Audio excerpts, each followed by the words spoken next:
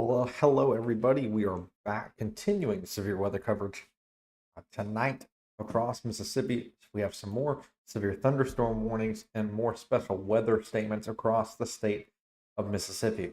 First off, it's going to be up in the Golden Triangle. This includes northern Starkville, West Point, Columbus, and the Golden Triangle Regional Airport. Here we have a severe thunderstorm with half-dollar size hail and 60-mile-per-hour winds. That's where we're sitting at there. This expires in 52 minutes. And so clearly with the cell, I mean, there's kind of a hook here, but overall, this cell does not look like it is ready to produce any tornadic weather anytime soon. So this will continue off to the south.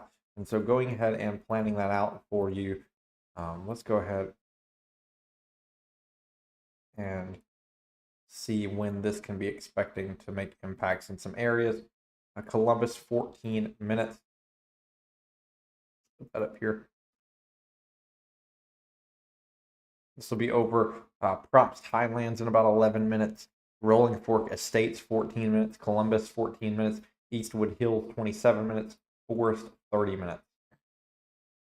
And that would be Forest, Alabama. That would be going through that. So that's what we have up near Columbus and in the Golden Triangle region. Going farther south towards Jackson, you have another severe thunderstorm warning south of Vicksburg. This one also has that little hook shape, but overall, if we take a look at the velocity, very weak in terms of velocity there. And so this is moving off to the northeast, or to the east-northeast, I should say. Had a pretty nice hail core with it just a few minutes ago, and that's why it was severe thunderstorm warned. You can see we had blue on the radar. Not often do you see blue on the radar, and that was just north of Rocky Springs over there in southwestern Mississippi. And this is for half-dollar size hail and 60-mile-an-hour winds. That includes south central Warren County, northeastern Claiborne County, and southwestern Hinds County. And that will continue off to the northeast, potentially causing issues towards the Jackson metro area before too long. And so that will continue on, and we'll go ahead and we'll plan that out for you right now. Planning that forward, we're seeing this will be over Utica in about 17 minutes, Reaganton 3 minutes, Cayuga 9 minutes, Learned in 27 minutes, Lebanon 30 minutes, Fairchild's Crossroads in 36 minutes, Raymond in 44 minutes, and this will be entering the Jackson metro area in right about 30 minutes or so. And so that's for that severe thunderstorm where we're seeing large hail and gusty winds. That is also associated with a special weather statement, but of course, severe thunderstorm warning outweighs a special weather statement.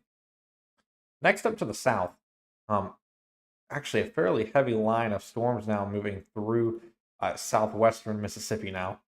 And so this is moving on to the northeast. Some lightning associated with this, but this is going to move into portions of central Lincoln County, central Lawrence County, and then eventually up into Jefferson Davis County if it continues on. You kind of have a line now forming, moving off to the northeast. And this special weather statement expires in 4 minutes, but it's for pea-sized hail, and we'll see how that does here in the next little while. Looking off towards our Florida parishes in Louisiana, this cell that we were looking at for a tornado warning earlier has now crossed into Tangipahoa Parish. And so this is for a funnel cloud. Or no. Sorry, not for a funnel cloud. This is for 50-mile-an-hour winds and marble-sized hail. This is for St. Helena and North Tangipahoa Parish. And so that's where we sit there. This will be moving off to the east, and we'll be moving towards Wilmer, Stony Point, Richardson, Bickham, and then we'll eventually move towards Franklinton, Louisiana in the next roughly hour or so. So overall, that's where we sit across the state right now. Lots of lightning with the cell south of Vicksburg, plenty of lightning with the cells that are in southern Lincoln and northern Pike County that are about to move into southern Lawrence County and also into portions of Marion County as well.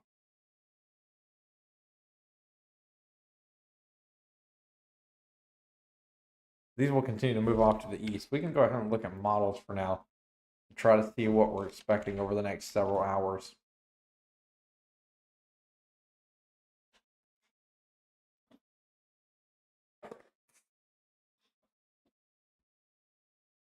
Let me pull that up for us right now.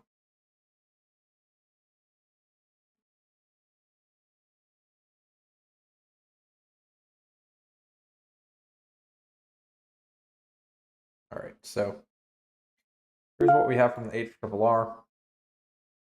Playing through HRRR is expecting these storms to maybe survive for the next few hours, and they should die out by the time we get to about 9 p.m. So around 9 p.m. is when HRRR was showing these storms will die out. So I'd say roughly 10 o'clock is when all these storms should start fizzling away. That's where we're sitting right now in terms of those storms here. We also have flooding concerns now. We have a flood warning for the next 5 hours and 16 minutes. So that will expire at 9, not 9 o'clock. This will expire at 1 a.m.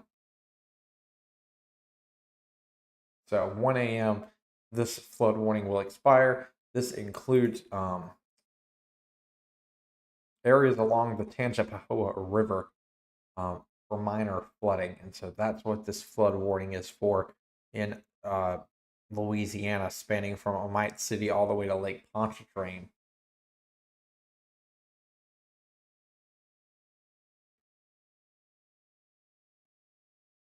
They're now saying half-dollar size hail expected with this severe thunderstorm that's over Utica right now. It's moving off to the east. That'll be moving into the Jackson metro area before too long.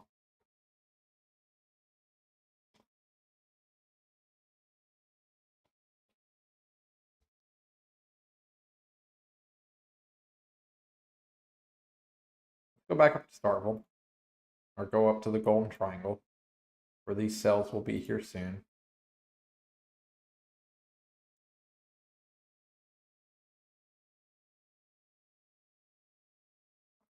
Be over Columbus in 12 minutes, Holly Hills in 5 minutes, Frost Highlands and Ridgeland here within the next few minutes. Baker Subdivision 18 minutes, Eastwood Hills 21 minutes, Forest, Alabama 24 minutes, Liberty, Alabama 35 minutes, Ethelsville 35 minutes, and Macedonia, Alabama 36 minutes. This will eventually be going down the Highway 82 corridor near Reform.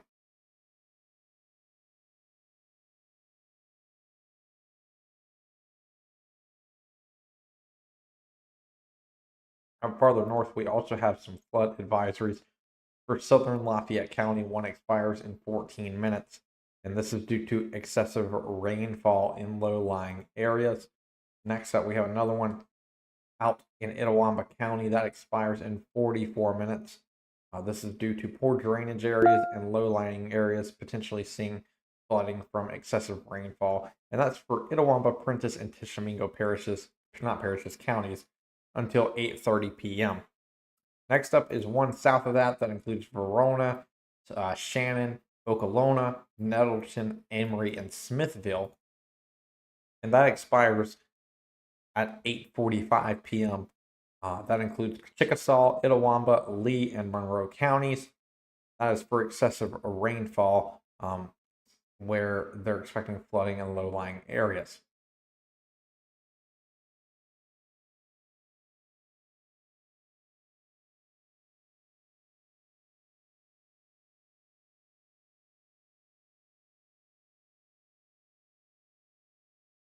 Next up, outside of Hatley, Mississippi, in Monroe County, from the broadcast media, there are reports of a tree down on Old Highway 6. That was at 6:03 p.m.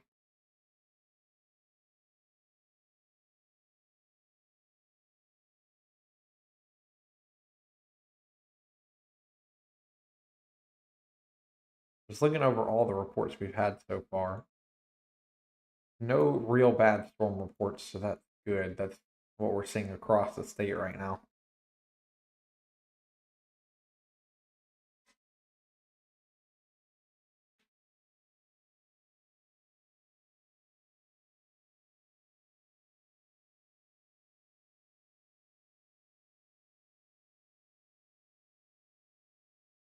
Let's look at the surface front here, see what's going on across Mississippi. Really, they say nothing. More of disturbances moving across Mississippi today. This is not a squall line event. This is a system brought forth through surface disturbances. So not really a normal cold front system across Mississippi today.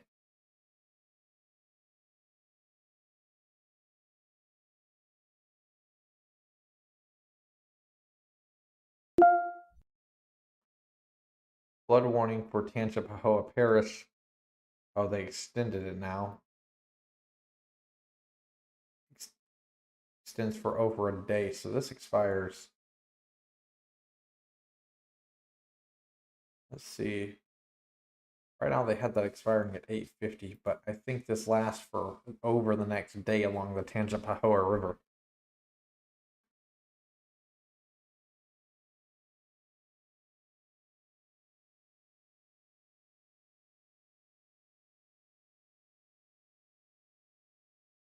So that's where we're sitting there. Looking at the rain across the Pine Belt region, we see some heavy to moderate rain spanning almost all the way from Crystal Springs down through Collins, Summerall, Hattiesburg, and New Augusta, and that will continue to move off to the east.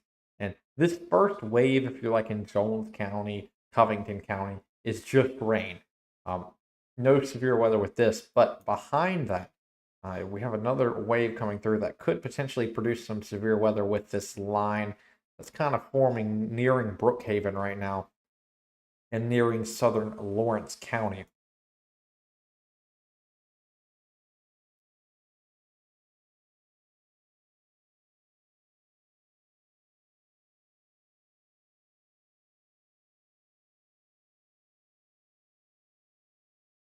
So this is stating that line should be near Monticello in 26 minutes, Silver Creek 40 minutes, Prentice 53 minutes, Bassfield in about an hour, and then we won't reach Seminary for about an hour and a half. So that's where we're sitting with that line that spans basically from Brookhaven to Tylertown right now. They're in southern Mississippi.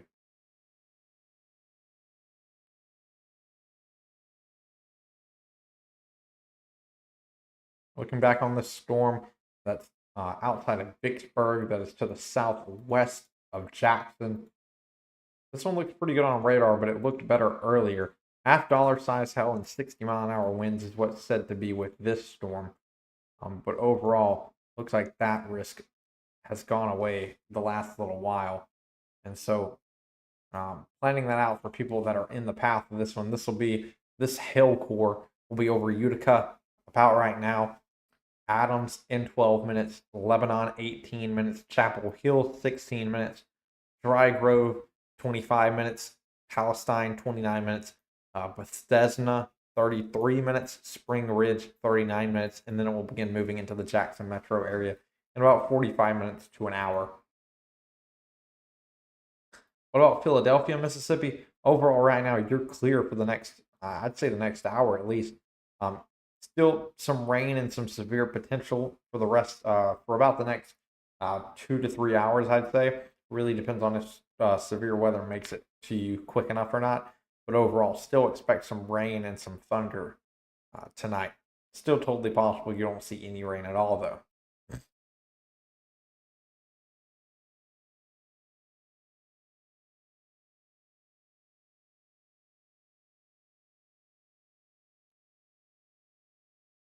Next up, Sal about to move straight into Columbus. I'll see if I can get us a camera on this one. I know we have cameras there in Columbus. This will be a good one to see if we can get any cameras on.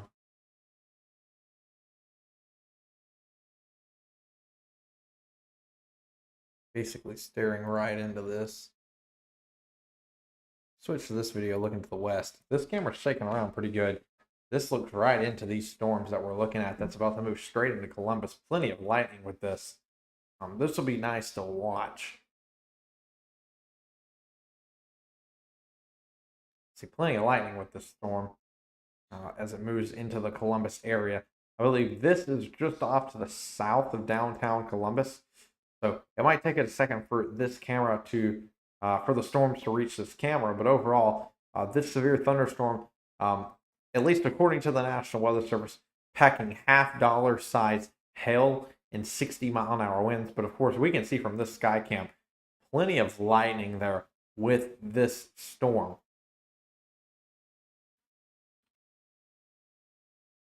And so, once again, planning that out for these people here, when to expect this line to arrive. Hold on, I messed that up. Expect this line to arrive. Columbus, 5 minutes. Melco subdivision, 10 minutes. Baker subdivision, 9 minutes. Eastwood Hills, 13 minutes. Forest, Alabama, 15 minutes. Liberty, 28 minutes. Shaw, 35 minutes. And Macedonia, Alabama, 27 minutes. So soon this will be moving out of the state. But overall, this is still making impacts there over in Columbus. I'll bring this back.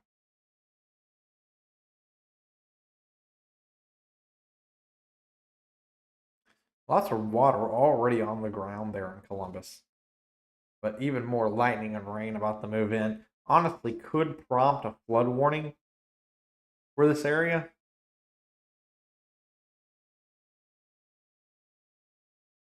I wouldn't be shocked if we see a flood warning or maybe like a flash flood warning in this area just because so much rain has already fallen with this storm. Or I should say with this system.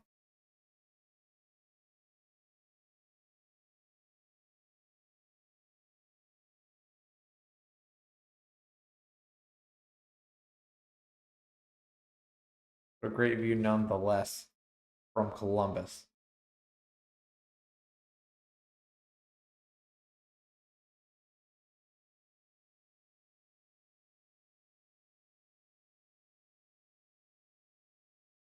Definitely see this camera starting to shake around a good bit now.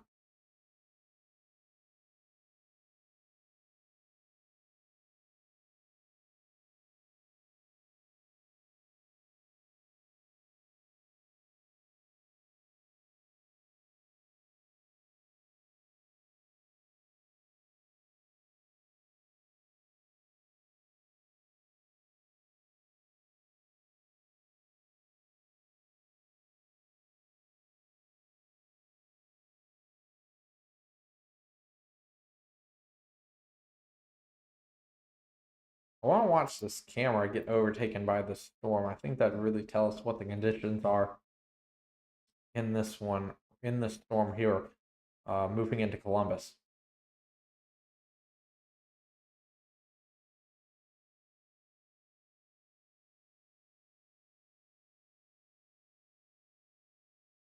I'm looking to see if I can find any data here on this storm.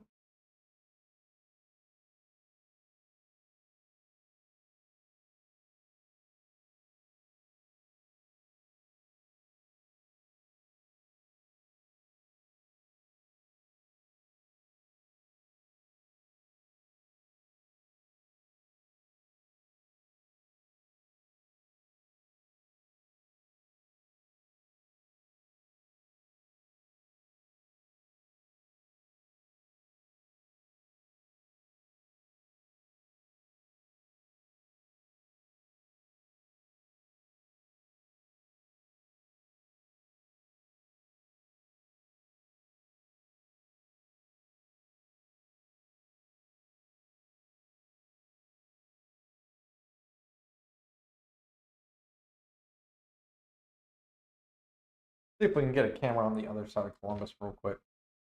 Maybe a little closer to these storms.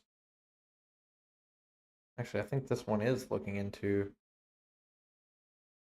near there. I think that might be the closest camera to northern Columbus we have. It is. So this is right in the bend there. This is right near the bridge. That's the Columbus Bridge right there. I just realized. But yeah, no, this should be seeing something here good really soon. So we're gonna move over to this completely and look at this camera for the next several minutes. Starting to see this cell hook up. Starting to hook near the bottom. But overall, this cell doesn't look all that great, if I'm gonna be honest.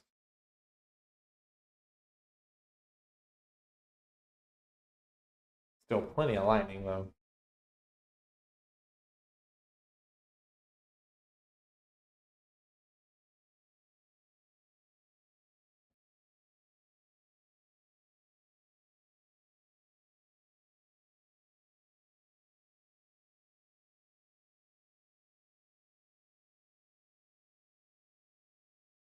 Trying to look at the cloud base here with the lightning. Definitely really starting to light up the sky now, but we should at any point get taken over by this cell. So we'll really see what the conditions look like inside of this storm.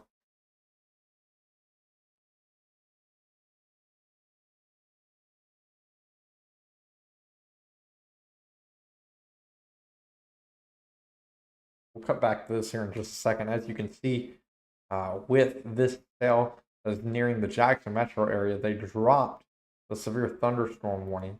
And we'll see if the special weather statement is let go as well. But they have now dropped those warnings on this cell over Utica. So this cell will still move off towards Jackson, but overall, they're saying nothing to really worry about right now with that storm. It does have a little bit of rotation, but nothing to really worry about as it moves off to the northeast towards Raymond. But anyways, we'll go back to this sky cam as it's really getting gusty over there. Lots of lightning with this one.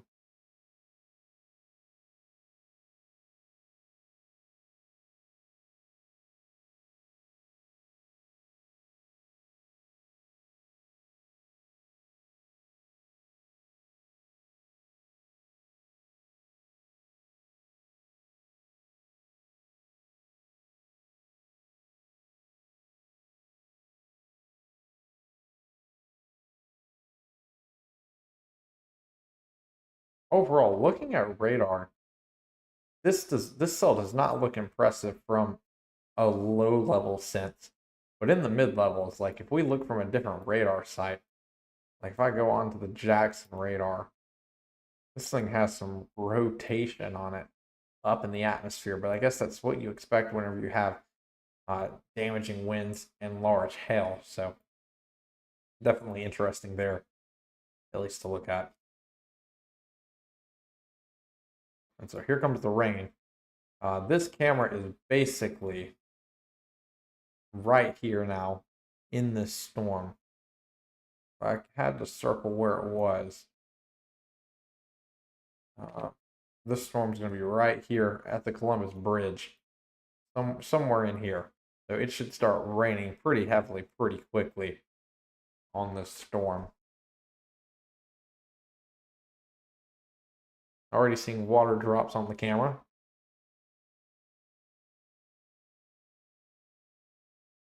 But lots of lightning with this one.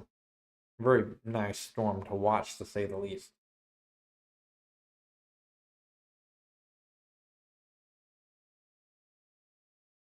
I'd say that hell core is more likely moving over North Haven Woods and Briarwood right now there in Columbus, and will soon be crossing over downtown Columbus very soon.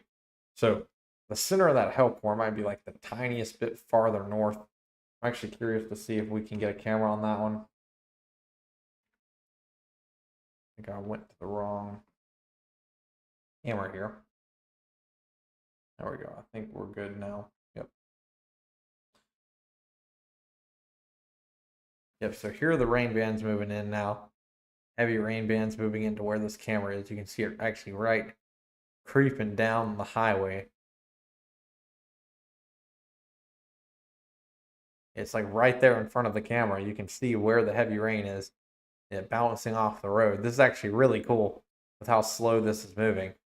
The heavy rain right there in front of the camera. Right there. Just kind of creeping in little by little.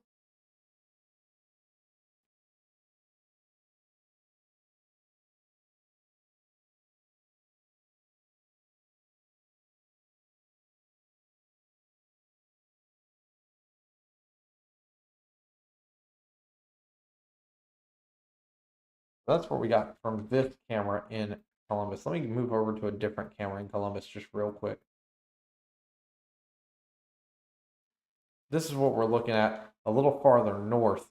I mean, this is rough. This is just roughly a mile, a little farther north. That's a red light right there. That's, I mean, it is windy. Oh my word.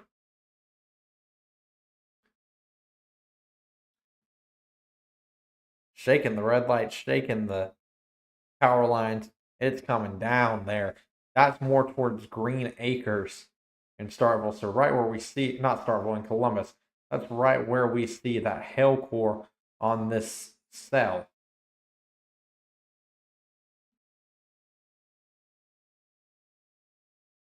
I mean, oh my word.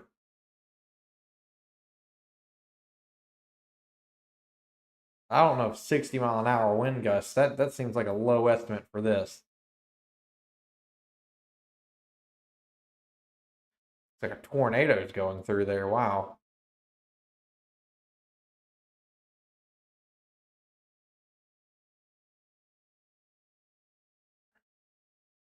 Yeah, you just have to sit there and ride this one out. This is rough. Oh my word.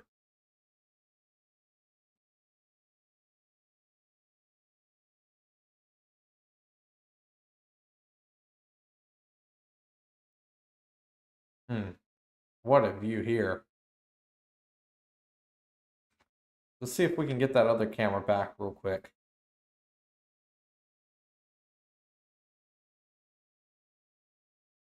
That other camera looks fine for now. Trying to see what we can find. Doesn't look like the really heavy winds have made it that far south just yet. I'll switch back to the camera we were just on.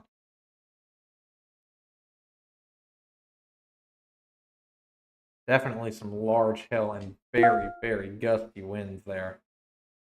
Oh, they just upped it to golf ball size hail on this cell in Columbus now. So golf ball size hail entering Columbus now. 60-mile-an-hour winds. Considerable threat there in Columbus. We'll be moving south towards Pine Haven, Dean Acres, Cedar View, Whitebury, the Baker subdivision, the Chisholm subdivision, Pineview Estates, and Cary Estates here within the next several minutes.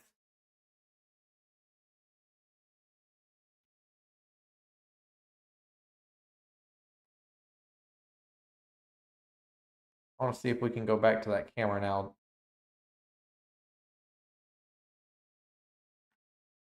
So here's what that camera looks like now, a little farther south from the camera we were just looking at.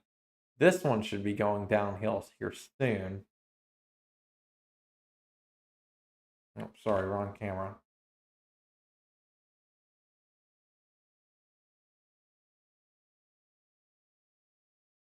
Traffic definitely slowing there. Looks like heavy rain, lots of heavy rain. I'm not seeing a lot of wind there, but overall, I think we might have just lost power to this camera here.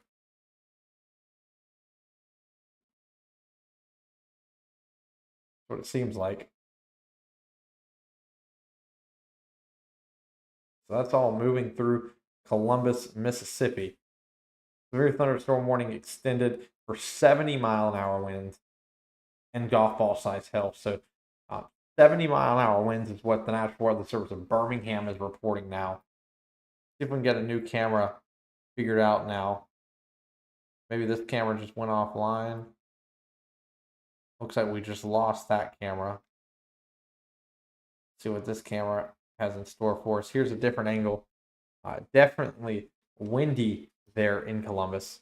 But overall, I think that one camera tower lost service.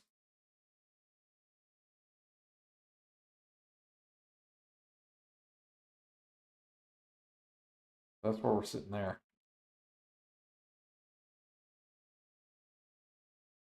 Oh, tornado warning. Whoa.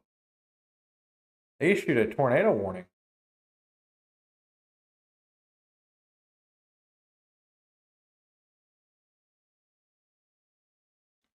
Tornado warning now for areas south of Columbus. So South Columbus with a now radar indicated tornado warning. Not sure for what exactly, but they issued a tornado warning.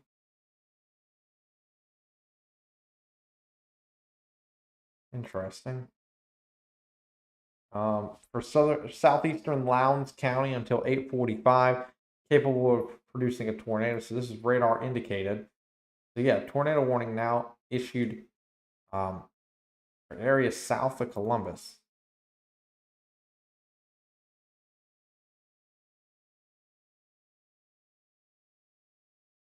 You definitely see higher up in the atmosphere, there's definitely rotation there, but the radar there north of Columbus really not showing much in terms of rotation.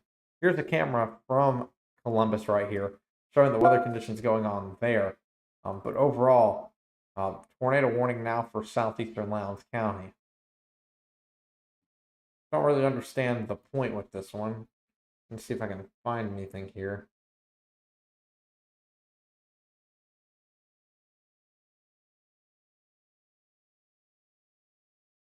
I don't really understand the point of.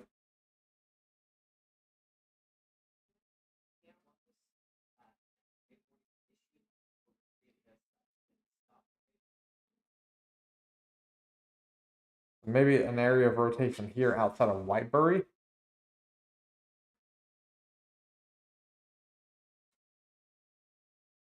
Honestly, kind of shocked they issued a tornado warning here.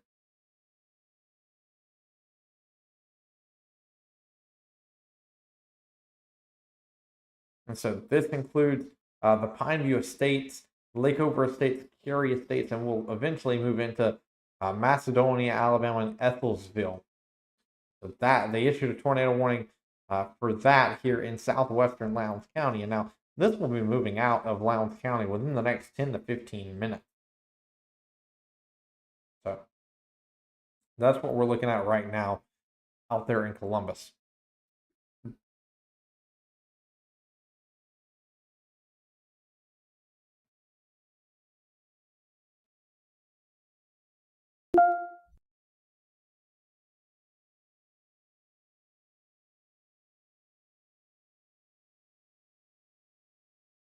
But they issued a tornado warning with it, so we're going to treat it as such.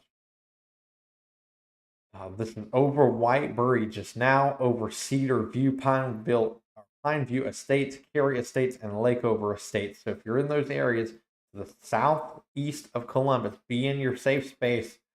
Tornado warning issued on this one.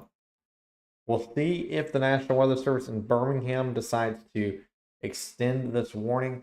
But overall, I mean, I'm shocked that they issued it. But let's treat it as if there's a tornado there. This is along the Highway 69 corridor.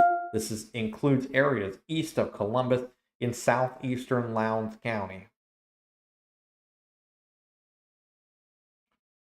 This is basically over any region that is south of Columbus or southeast of Columbus that is still in Mississippi. So, Whitebury, Forreston, you need to be in your safe space anywhere along Highway 69. Cedar View, Christopher Hills, Cary Estates, Pineview Estates, Lakeover Estates. You definitely need to be in your safe space because this seems to be where they believe that this potential tornado would be. Eastwood Hills, I'd even count you in that as well as the Baker subdivision. If you're not in your safe place, you need to be there now.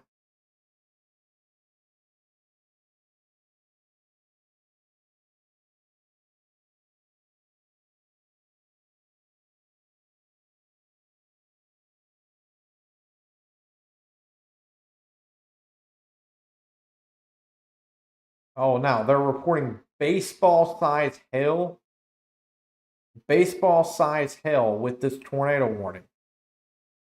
Baseball size with this tornado warning. That's almost 3 inches in diameter. That is some massive hail there in Lowndes County.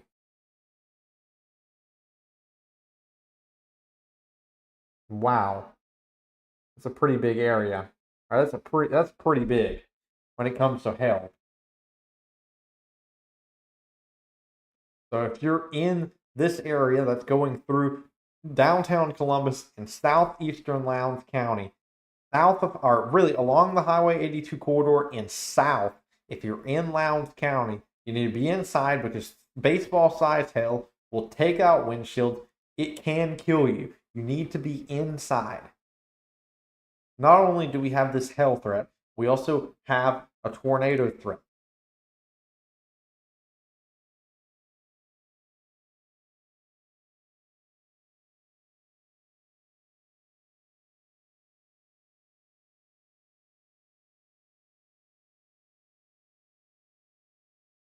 If you know anybody in this area, tell them they need to be in their safe space.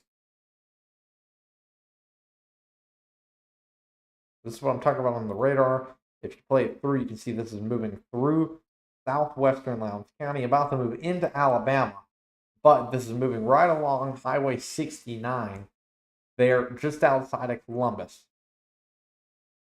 Zooming out, we have a new severe thunderstorm warning. This is heading up towards Oxford. This is basically over the community of Oakland right now. This is for half-dollar size hail and 60-mile-an-hour winds.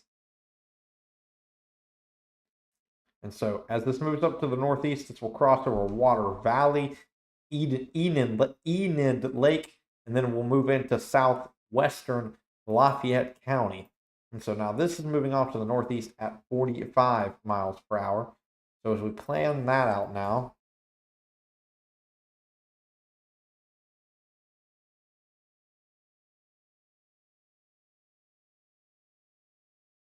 let's see, that'll be over, let's see, Long Branch in 6 minutes, Hubbard Creek 7 minutes, Lakeside 9 minutes, Water Valley Landing in 10 minutes, Water Valley in 20 minutes, Dallas Jones Crossing 21 minutes, Splinter 23 minutes, Taylor 26 minutes, Marquette 31 minutes, the University of Mississippi in 34 minutes, Oxford 35 minutes. So that's where we sit right now. If that continues off to the northeast, that would impact the Holly Springs National Forest in about 45 minutes. However, we still have this tornado warning down there for Columbus. That also includes baseball-sized hail in Columbus. I don't know what made them pull the trigger on baseball-sized hail. I'm curious to see if we'll get any reports of it, but definitely very large hail possibly there in Columbus.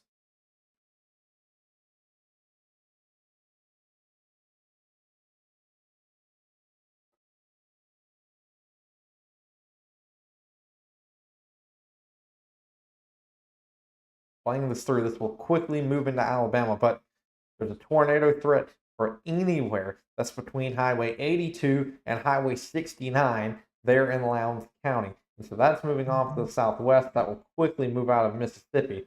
But baseball size hail, I'm way more worried about the baseball size hail than any tornado threat right now. That baseball size hail is posing a way bigger risk than any weak tornado would right now.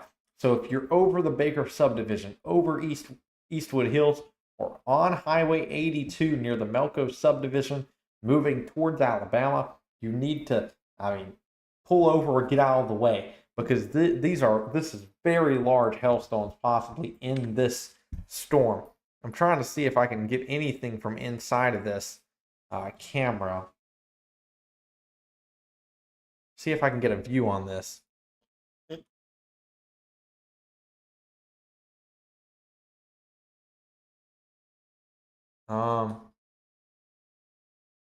There is a storm chaser on this, but I think he's heading west, because I don't know if you want to be in this hell core with this system. It's not very often on velocity you get lots of blues. Not velocity, on reflectivity, that you get plenty of blues with a system. But we're definitely seeing it with this cell right here. So wow. There's definitely some rotation in there, but I don't think the rotation is really cause of concern here. Maybe there's been a quick little spin up tornado there, but overall, massive hail considering with all things considered here. We don't normally have hailstorms in Mississippi, which is why I'm making this such a big deal. We don't normally ever get baseball size hail. It just doesn't happen. So that is a big hailstorm that potentially just went through Columbus. I'll see if I can find anything regarding this. I'll get right back to you in 1 second, Jaden.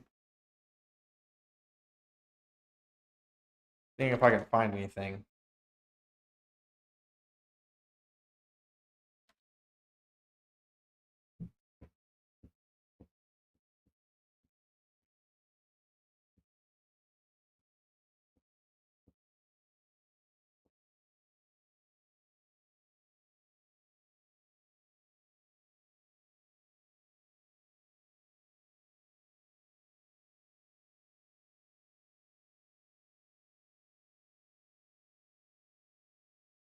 Not seeing anything on here in terms of large hail. So that's good. So not seeing any confirmed reports of massive hail. But anyways, I'd still treat it as if there's baseball size hail, basically baseballs falling from the sky.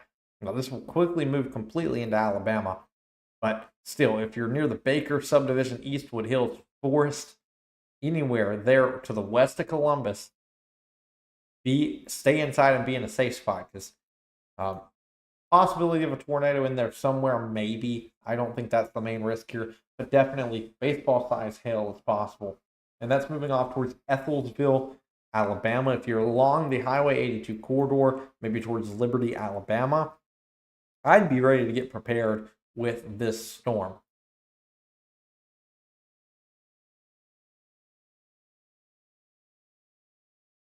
Anyways, looking a little farther south, Lawrence County, you're about to actually have a fairly nasty storm move through. No severe thunderstorm warning. And as I say that, they special weather statement it. So, yeah, Lawrence County is about to have a wave move through. Not severe weather, but according to this special weather statement, 50-mile-an-hour winds and nickel-sized hail possibly. So no severe weather with this as of right now. It looks like it's just kind of been a line that's kind of really formed up recently. That's now producing lightning once again. So that tells me maybe a hail core is about to move through northern Lawrence County. That formed up about an hour ago, and that's when I went live. So we've been watching for that. So special weather statement in central and northern Lawrence County, and also for most of Jeff Davis County and even portions of western Covington County, and that will continue to move off to the east. Next, severe thunderstorm warning in Louisiana. This is north of Amite City and west of Franklinton. This is a quarter-sized hail and 60-mile-an-hour winds. This includes Roseland, Wilmer, and Tangipahoa down in Louisiana. It includes northern Tangipahoa Parish and southwestern Washington Parish as well. That's for our coverage of the Florida parishes in Louisiana. But overall, that's what we're dealing with in our region right now. Still that tornado warning for the Columbus region. That tornado warning can basically be ignored at this point. No tornado warning with this. But we were worried about baseball size hail. That's what they were reporting. At least the National Weather Service was putting on here. No reports, no confirmed reports of that. But overall, still something to watch there. And this cell is going to continue to move into Alabama. I think they're saying now 2-inch hail there, 70-mile-an-hour winds. So egg-size hail, smaller than a baseball. But still, some severe storms moving into Alabama there. I think that is, that's Pickens County, so northern Pickens County. This will be moving straight down Highway 82 and eventually towards Reform in Carrollton, Alabama.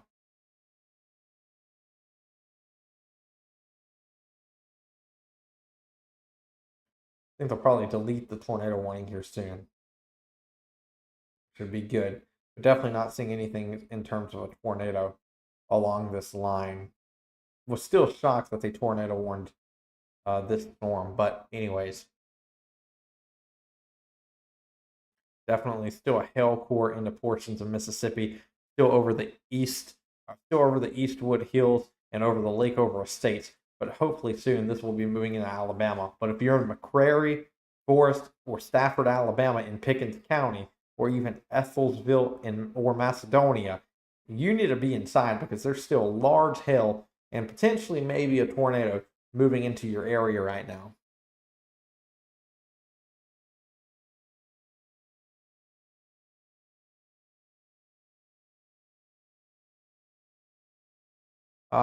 In Smithdale, you're perfectly fine. You might not even see rain for the rest of the night.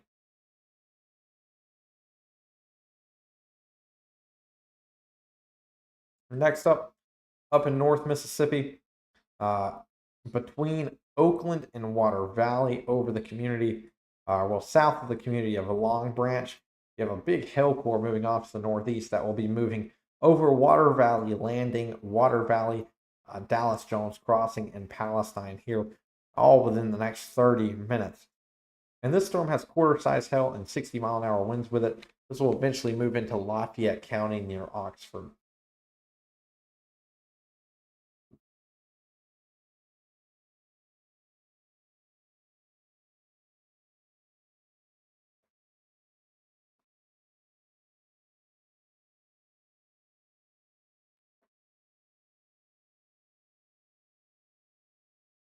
That's some giant hail they had with that storm. Curious to see if any of those warnings confirm when it comes to the baseball size hail. Not expecting that, so we'll wait and see what the warning says or what the confirmed storm reports say.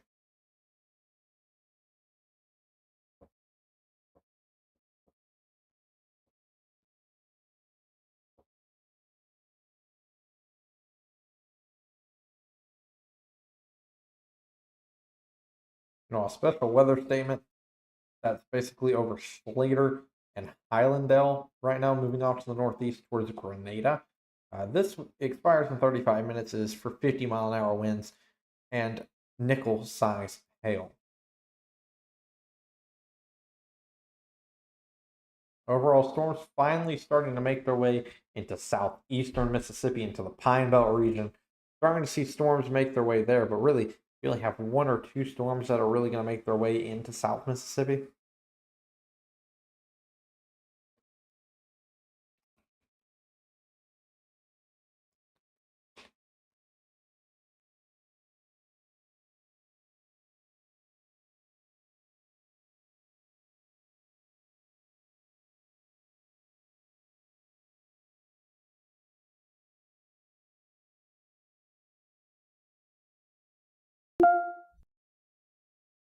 New flood warning in Arkansas for Jackson and Woodruff counties. Okay. Tornado warning has been dropped. That's good. Saying golf ball size hail with that severe thunderstorm warning, but that's going to completely move out of here. And that is now moving into Alabama. So that is out of our kind of viewing region now. So we can put more time and effort into the Franklinton storm over in the Florida parishes of Louisiana. Yeah, this Franklinton storm, it looks like it had some steam. I'll be very curious to see how far it can make it. Reading 75 degrees in Bogalusa, at least that's before rain started moving through. 75 in Picayune, 75 near Bay St. Louis, 75 Slidell, 74 down in Hammond. So definitely still some conditions to fuel some storms, especially this one moving into Franklinton. Saying quarter-size hail and 60-mile-an-hour winds. We'll see how long that lasts. Let's time this out in terms of who this will make it to.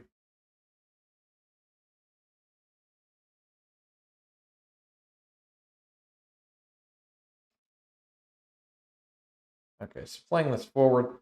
This will be over Franklinton in about 5 minutes. This is saying Bogalusa in about 24 minutes. That might be a little quick for these storms down south now that I'm thinking about it.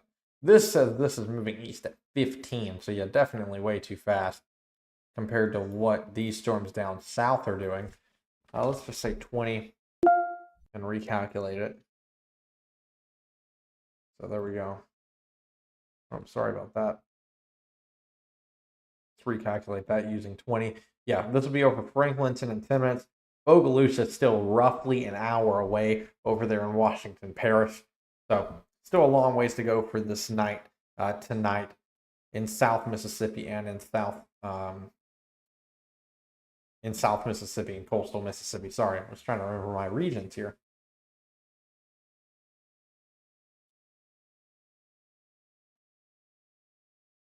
Yep, severe thunderstorm warnings now gone for that Columbus storm that moved through. Now we're going to have to start looking at the damage indicators on that one. New severe thunderstorm warning. No, they just cut off part of the severe thunderstorm warning down in Tangipahoa and Washington parishes.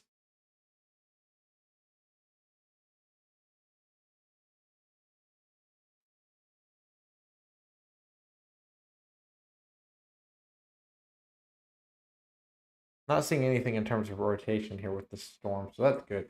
Seems like all the rotations have kind of just not played out today, and that's very good. Some lightning with this storm still, but overall still some heavy rain and some hail moving into Franklinton, Louisiana. Currently, that's over Stony Point and over Richardson right now, moving off to the east. Special weather statement basically for a storm over most of Lawrence County right now. Planning that out for everyone out in front of it. Let's see how quick this storm's moving actually. Moving at 30 miles an hour, so big difference in some of these storms this afternoon, or tonight I should say now.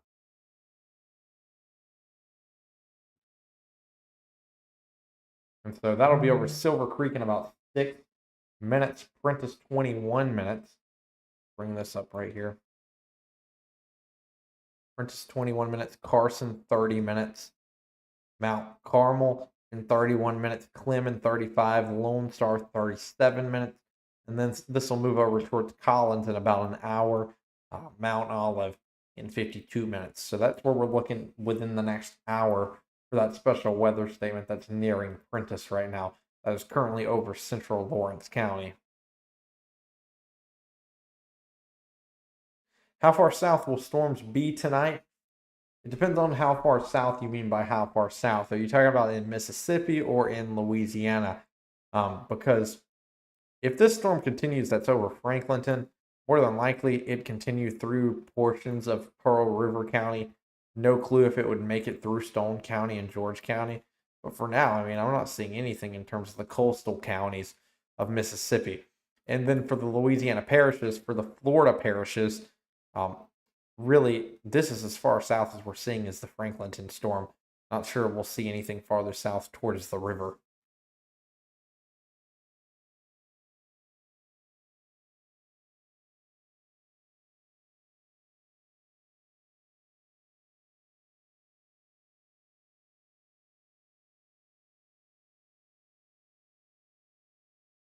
Sorry that my lighting's not amazing tonight, guys. I just want to point that out. Got one light here, not normally the setup we have. Uh, if you didn't know, it's spring break, so I'm actually not set up at my home setup. So, but I think for a put together setup with only 2 monitors, I think we're doing fine. I don't think it's a big deal. Y'all haven't said it's a big deal, so I think we're fine.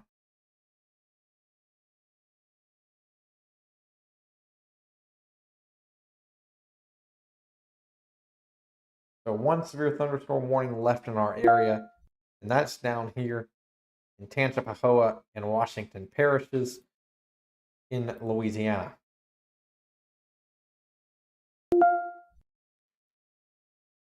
New flood warning from Monroe County.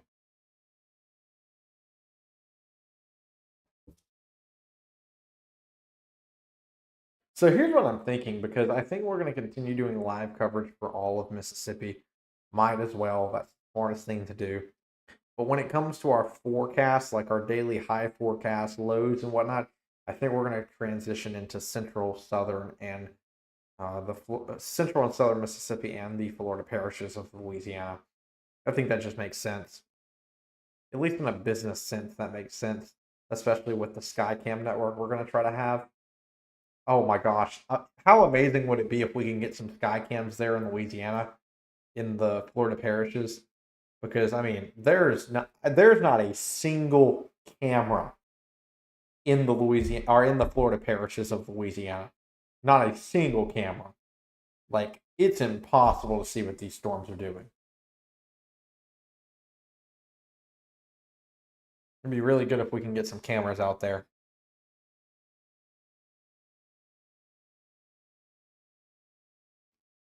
And like, I mean, I'm fine with that because this is where all the storms form that go into South Mississippi. So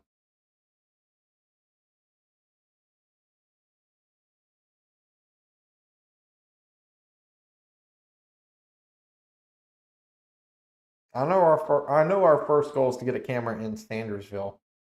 I still think we need to put it on the water tower. That's the small town I'm from in Jones County, Mississippi, which is South Mississippi. If we can get a camera there and I can find out the logistics of it, we can then raise money to put these sky cams in other places. I think the camera itself, like I said, is only like $200. It's getting it up there and getting someone to put it up. That's the hard part.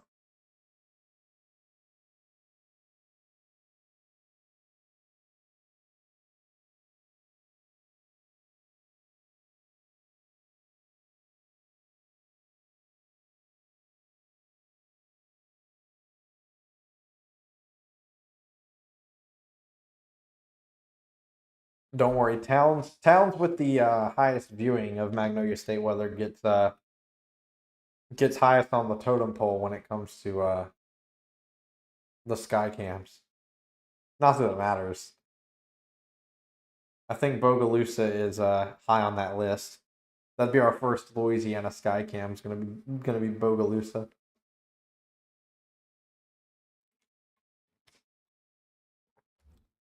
Luckily, those sky cams, as long as you put one within like 20 miles, you can usually see pretty good. So definitely interesting. And I really think that's something that a lot of these companies, at least news companies, have really done is they really get rid of the small town. Like they don't care about putting cameras up in these small towns. It's just like, I mean, you get some good views in some of these um, places with no coverage. I mean, you get some views of some storms that you never thought you'd see. Severe thunderstorm warning. There it is. Included for the central Lawrence County, northern Covington, no, northern Jeff Davis County, and southern Rankin County. This also includes northwestern Covington County. There we go. Why I wanted to say Covington County. Yeah, it looks like it's got a nice hail core there now that I'm thinking about it. Yeah, this is right over Hooker. I wouldn't be shocked if that's hail larger than an inch in diameter. That's what we're seeing going off to the northeast. That'll be moving near Hebron, near Gwenville, and eventually up towards New Hebron as well, north of Prentice along the Highway 13 corridor as well. So, if you're in Hebron, New Hebron, Gwenville, or the Highway 13 corridor north of Prentice, know that this hail core is basically moving straight for you right now. Don't know if it'll make it that far, but we'll have to wait and see. Seems like now we're getting into the nighttime hours where the lower level jet might be helping some of these storms across southern Mississippi. So then there were two.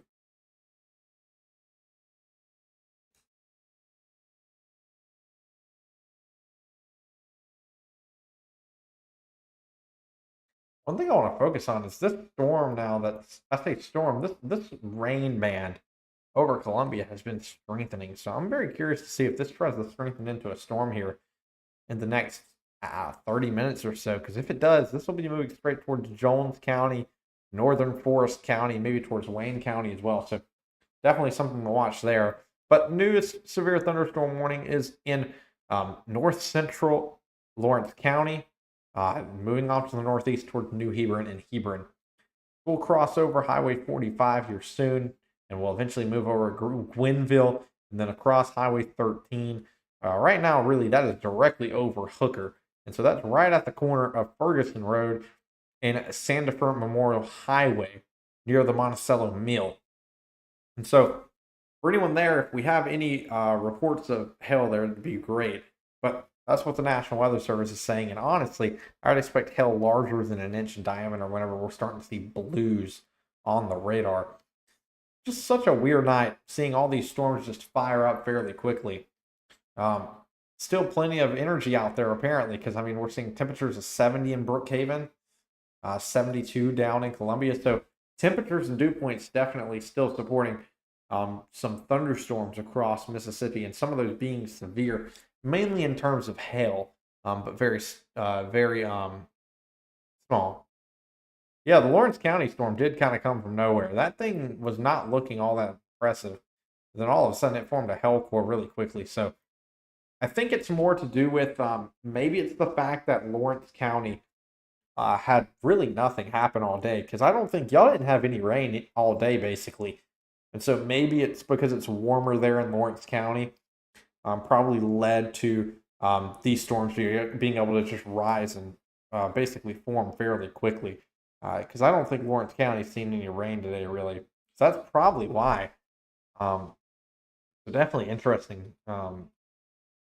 stuff meteorologically. I don't know how much of a punch it's packing, but definitely in that hail core, I mean, you're getting some heavy rain, so or heavy rain and some hail in there. But overall, I mean, you got plenty of lightning with that storm now too. I mean, it went from a few lightning strikes to really heavy, really fast. Yeah, basically no rain there in Lawrence County all day. So you're probably a little bit warmer than um, surrounding counties. So that's probably why. Um, Honestly, it's kind of one of those things where you have like little things, little micro things happening in the atmosphere. And whenever you just have a little area that maybe is a little warmer than the others, it can help produce one of these thunderstorms and help it rapidly accelerate in terms of its condition. Pretty heavy lights were flickering. I believe it. And see, this is why I said, I mean, I can't count out a severe thunderstorm. I didn't think we'd get a severe thunderstorm, if I'm going to be honest, in central Lawrence County roughly 30 minutes ago. But this is why I said I couldn't count out anybody. I said it's very likely that you see nothing, but it's also possible that you see a thunderstorm. And I mean, right now, Lawrence County is one of the only ones in the area seeing a severe thunderstorm right now. So sometimes that's unfortunately just how the cookie crumbles. Now, luckily, tornadoes don't really form that quick as like a hail core does, so that's at least a good thing. But definitely a surprise thunderstorm with some very heavy rain, hail, and some lightning there in Lawrence County. And this is moving into northern Jeff Davis County. So if you're north of Highway 84, specifically near Hebron or New Hebron, there at the Lawrence County, Jeff Davis County line, be ready for that. Did that storm come from the Florida parish? Actually, I'm not sure because I don't think this storm existed whenever I went to go eat. I'm curious now because I was looking at this earlier. It did come from the Florida parishes. So, yeah, no. So I was wondering where this came from. So actually, that storm that was tornado warned way earlier. You can see. Okay, this is what's really cool. So here's what happens: is so this cell split, and so the northern portion of the split completely started going northeast, while the southern one is going east. And so here's one thing I want to point out. So notice how this Clinton storm, how now you have the storm over Franklinton that basically moved exactly east, and then you have the northern portion of it that is now that severe thunderstorm over Lawrence County, how it moved directly northeast. So here's one thing that's cool. I want to see if I can pull this up. Let's see, National Weather Service soundings. Let's see if this is shown here. I was talking about those left movers and right movers earlier. I don't know if y'all remember that, but that's a perfect example of a left mover and a right mover, and that's relative. So, like the storm that's entering Franklinton, Louisiana now down here, that would be your right mover because out of the two storms, it's the one that's moved to the right. And then your storm now over Lawrence County would be your left mover. And so there's a lot of atmospheric things that go into that I can't really explain just yet until probably after next year. But if I load the sounding from New Orleans here. So here we go. If I load the cell from New Orleans, this is not really a great way to view it. Actually, this is okay. So here's your skew T, and it's on, I know it's over here on this side of the graph. Okay, sorry about that. I know it's on this side of the graph, and so this will be a little harder to see. But so here, this bottom one, this says 310 right mover. This stands for your right mover. It's this one right here. This southern one right here, and then you have your right mover, which is going to be this one up here. And so basically what this says is if they'll split, you can expect them to go these directions. And so like we saw, the left mover is moving directly to the northeast. The left mover I mean, the left mover's moving directly to the northeast, sorry. And the right mover's moving basically east southeast. And so these right and left movers, I know it's a little confusing, but that basically explains like, so almost all tornadic cells here in Mississippi are right movers. Left movers, we actually don't get a lot of.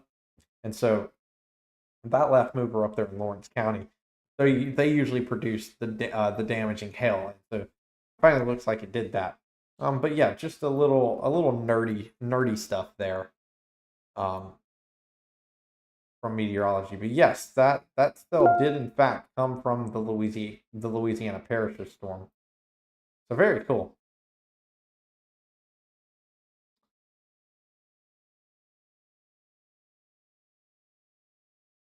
Let's see.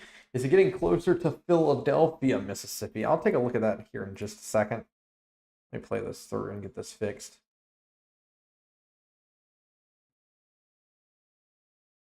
So yeah, hell now moving into portions of northern Jeff Davis County.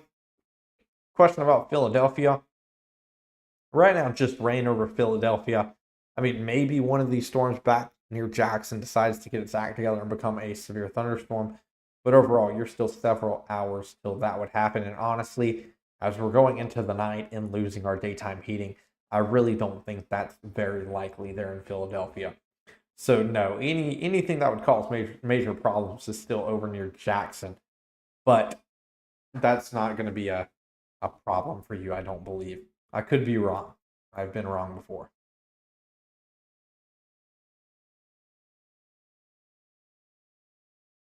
I like going into the weather stuff, and that's one thing. Like if I go into like TV and go into a news station, I don't really get to do.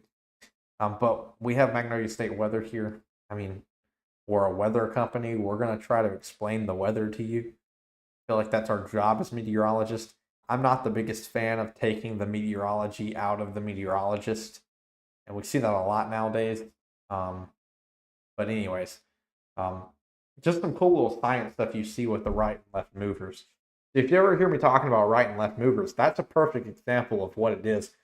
For the few people that got to actually see that in action uh, tonight across Mississippi, so very cool stuff there. They dropped the severe thunderstorm warning that's now over Franklinton. That will be moving over towards Bogalusa, still probably roughly over an hour away, and that's if it makes it there. Um, Cells don't look all that impressive anymore, but you never know. I mean, these storms could easily get into some warmer conditions real quick and decide to strengthen fairly quickly.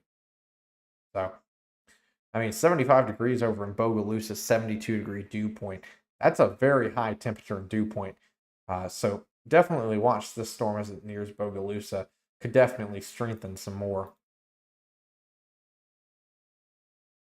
Curious to see what happens if we get a storm near Jones County because like I have to point this out. Like you can look at the viewer count. I mean, we've been averaging anywhere from 5 to 15 people all day.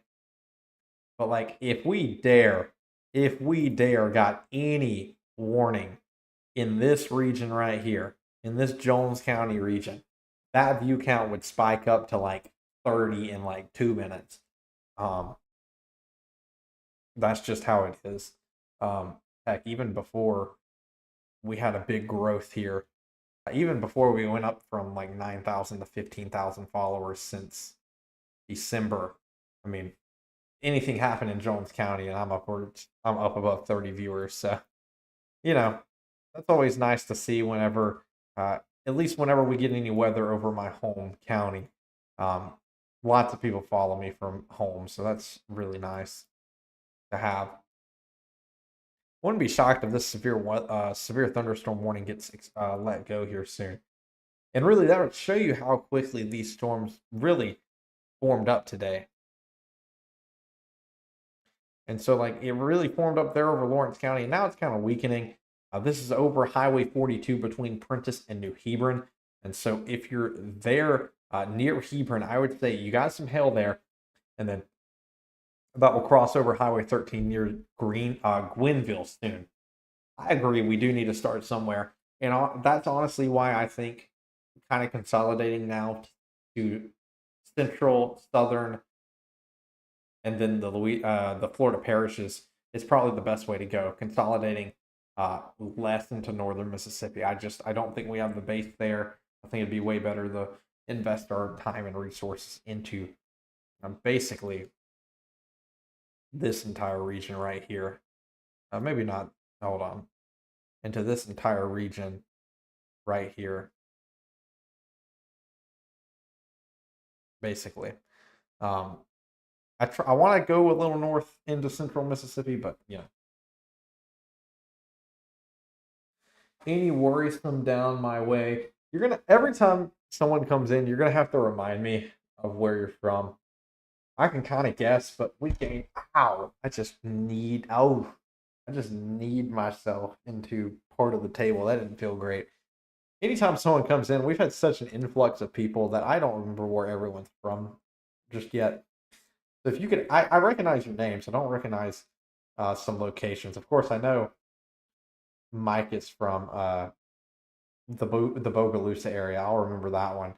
And then Jaden is old Lawrence County OG to the Magnolia State weather streams. So definitely remember that one.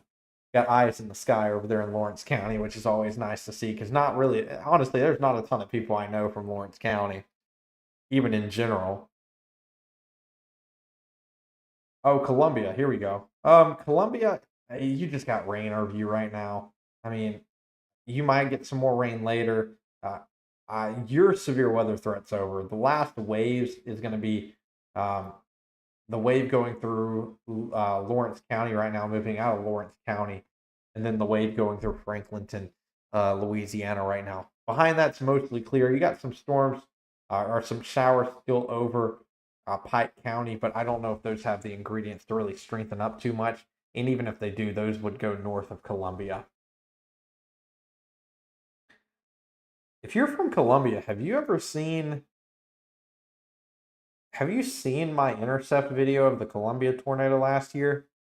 I had like the best footage of that tornado ever. Um, I get excited when I say that one, but that was my first intercept, and I loved intercepting that storm. I'm eventually going to do a video of us, not only because the video that I've posted to social media is edited, like it starts whenever like the tornado's touching down, but I want to put it together where we kind of can see like we watched the entire funnel form and everything, and I would love to put a video together for that. That was really fun over in Columbia last year.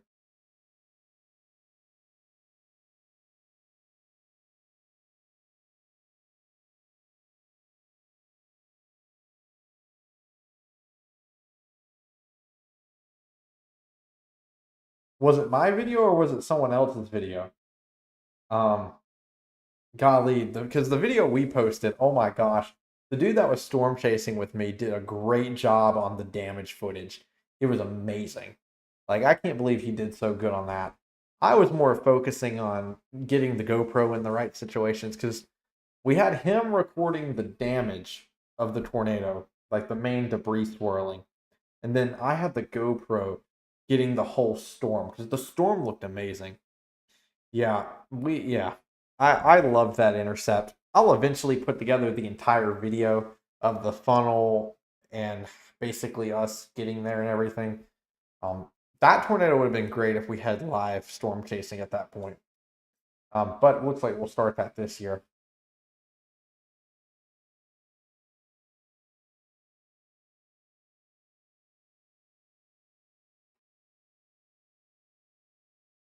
I'm assuming I'm assuming WDAM's not live right now. And maybe WHLT3 is or WLBT3 is. Uh, Actually, I don't think either of them are live right now.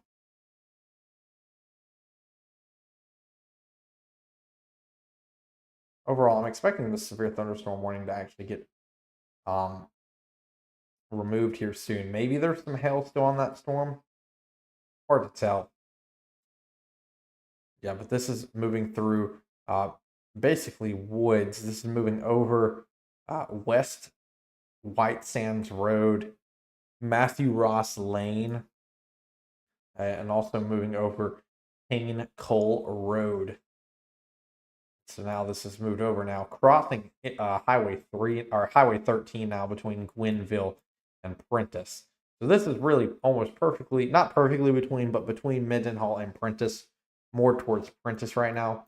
And this will continue to the northeast, more than likely towards Mount Olive, up maybe up towards Janesville, and we'll probably more than likely cross US 49 between McGee and Mount Olive, but we'll really have to wait and see. If this continues at the northeast trajectory it was having, it would go up towards McGee, but it looks like it's turned a little more east recently.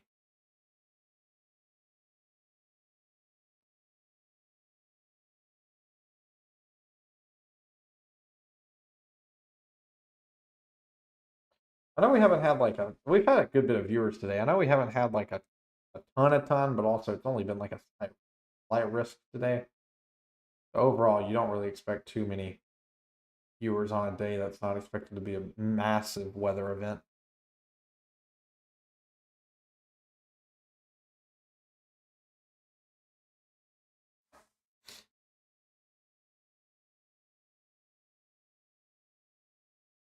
WVTM 13 is now live. Is that WVTM 13? That's Birmingham with Jason Simpson, isn't it? I think that's Birmingham with Jason Simpson. I could be wrong. WVTM 13.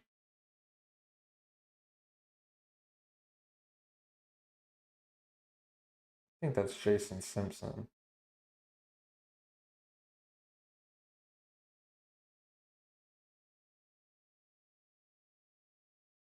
I'm not even from Alabama, and I know some of these. I know you have WVUA over there. I don't know if they're live in Tuscaloosa. WVUA 23. WDAM's not live. WLBT's not live. Local weather channels. What can I say? Unfortunately, not a whole lot of eyes on us, mainly because we just haven't got the word out there really yet. But like people's always said, you got to start somewhere. I don't know.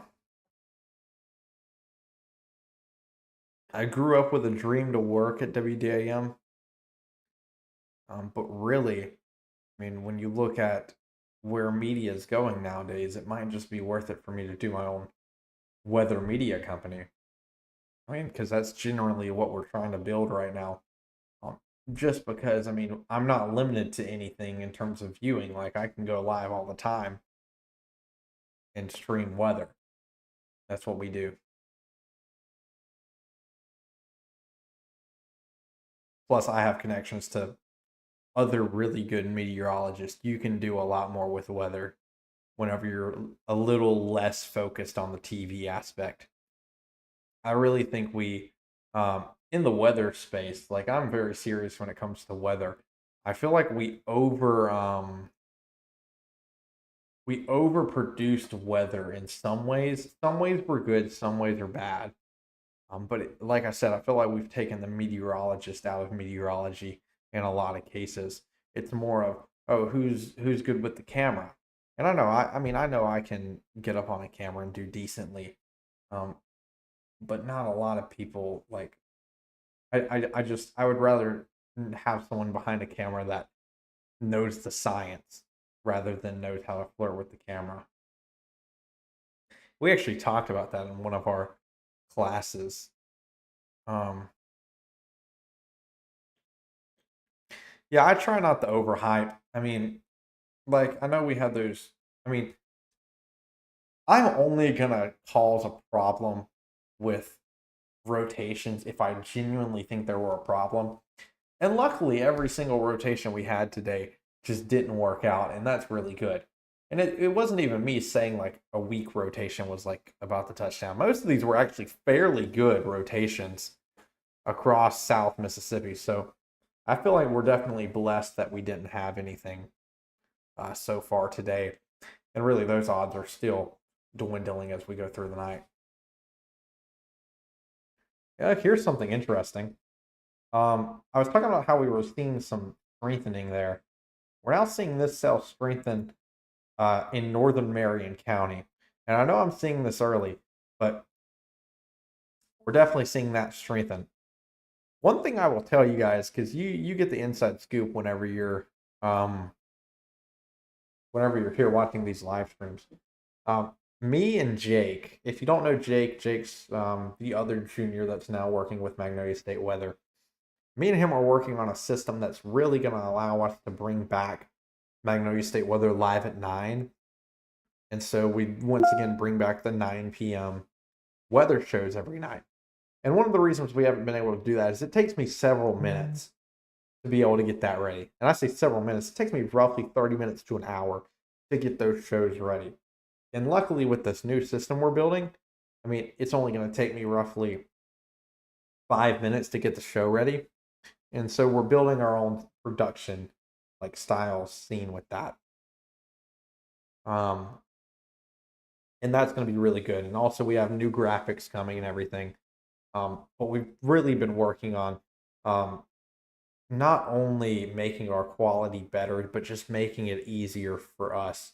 Because, I mean, the reason I haven't done a lot of Magnolia State Weather live at 9s is just because, like, I don't have the time to set it up, and we've been putting a lot more time into other things so that we can do it in the future. One thing I really wanted to do is to do a morning show. A morning show for Magnolia State Weather. I think that'd be really fun. The only issue is whenever you have a college schedule and you have class at 9 in the morning, it's not very fun. But we're working on getting things figured out and getting a studio actually figured out as well. The studio is the hardest part of the budget right now because we just put so much money into the storm chasing truck. And right now we would need $200 for 2 production level lights. The green screen stands like $50. The green screen itself isn't expensive. But then the issue is really going to be if we have a camera that will look good on a green screen.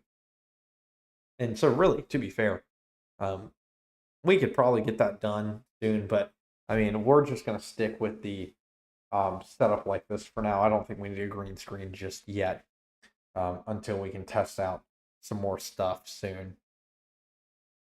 But yeah, this hell core is now basically falling apart. Not falling apart. That's not what I should say. There's still definitely some hell here in northern Jefferson Davis County. And that will move into northern northern Covington County here soon, and will eventually move into extreme southeastern Rankin County before it will then move into southern Smith County. Here, let me fix these county lines. I'm realizing you cannot see these county lines at all.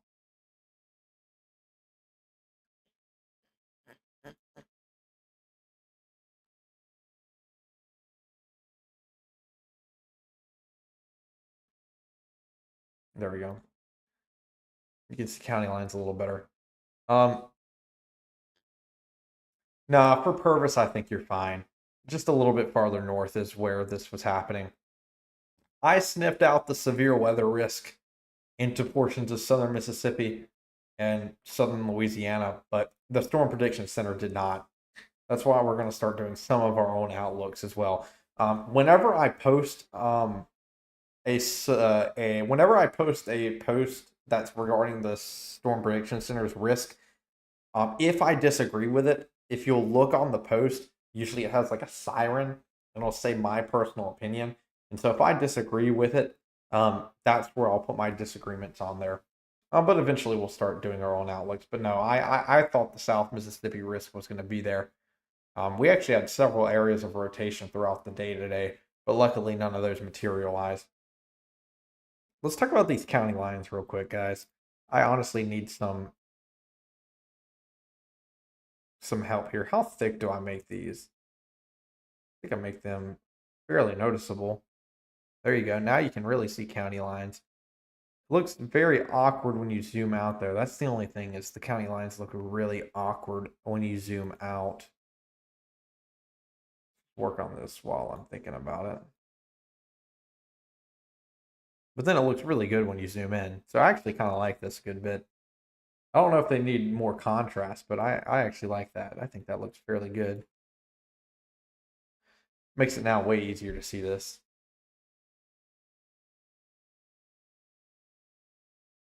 Well, so actually, this is not a severe weather risk even driven by hot or cold. Really, there's no cold front with this system. This is simply a disturbance. Um, it was kind of like a trough ejection across our area. So really, like there's not even really that many cold areas.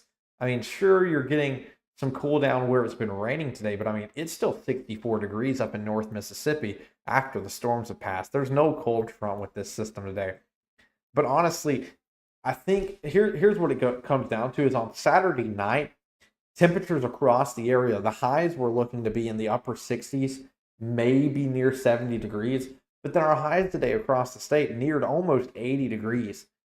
More realistically, the mid 70s. But I mean, you saw an increase of 5 to 10 degrees across Mississippi than what was expected on Saturday. And I think that's really what fueled the risk across the area today is that heating that really wasn't expected across all of Mississippi. But yeah, I mean, it's not one of those things where you have a cold front coming through, bringing a lot of severe weather. It's just simply a trough ejection across the state. Basically, all that's happening is like you're like getting these waves moving through Mississippi that's just able to rise some warm air and basically cause thunderstorms. Because as long as at the surface you can cause a disturbance that causes a rising motion up about a kilometer, maybe a kilometer and a half into the atmosphere, then your storm reaches, or then these water parcels, these air parcels, I should say, reach the level of free convection and then they can rise all they want because they're warmer than the environment. Lots of meteorology stuff involved in that, but needless to say, there's little disturbances at the surface today that's been causing all this severe weather. Definitely weird though. Anyway, sorry, I had the nerd out for a second.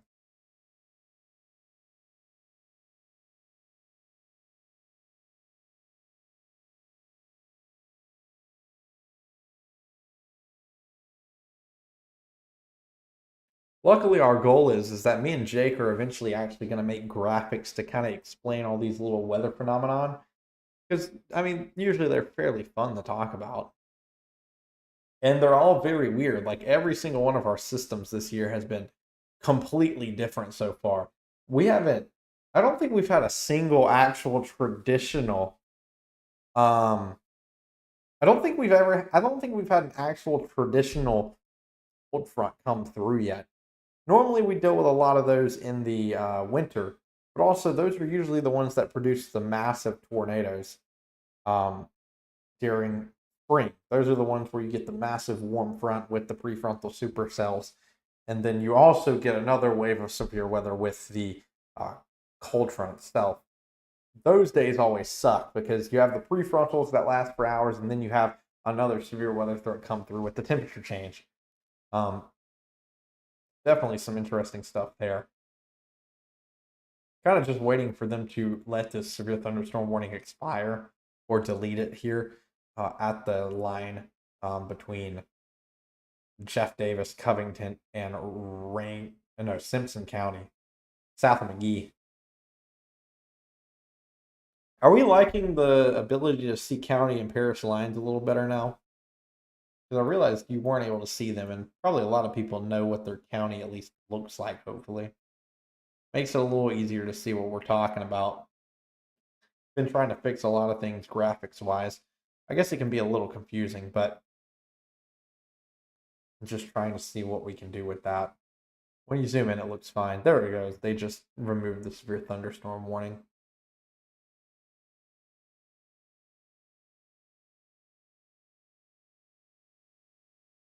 Probably need to make the state lines a little bigger. Definitely just playing around with some graphics things, trying to see what's going to happen with those. Anyways, still seeing some storms actually behind this line trying to form up. Looks like they're struggling now. So it looks like maybe those disturbances have moved out of here, or at least have moved off to the east a little bit too much. Um, Interesting to see what's going on with that and exactly why these storms are dying out. But it's more than likely due to the daytime heating energy now being gone and probably being used by most of these storms already.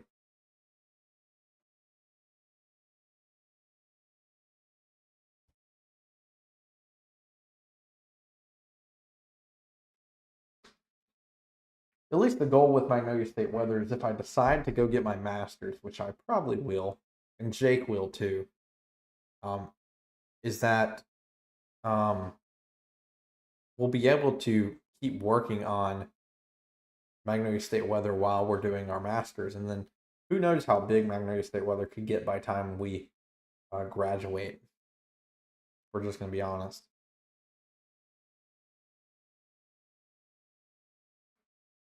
Got to continue to grind the weather page.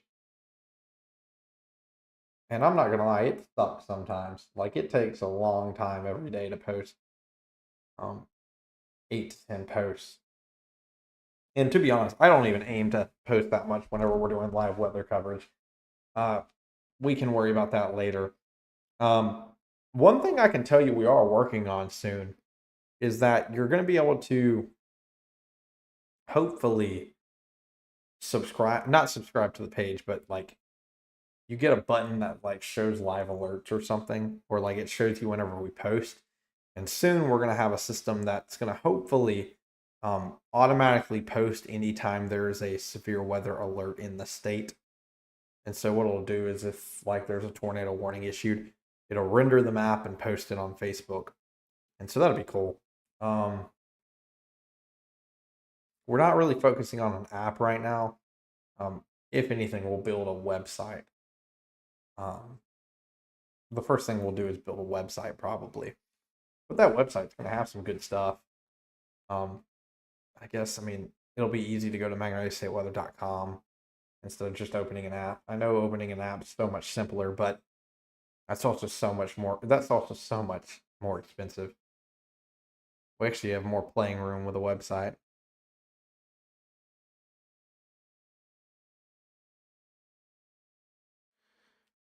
Yeah, it's definitely interesting. The thing with AI and weather, AI actually sucks at weather prediction. Not that a lot of humans are great either, but AI really sucks at weather prediction. Like it's really bad. Um, I mean, you can sit here and say that AI is decent at weather prediction, but I see the models that AI are put into. It's not been great. Maybe with hurricanes in some aspects, but overall, I mean, AI has just not been great with it.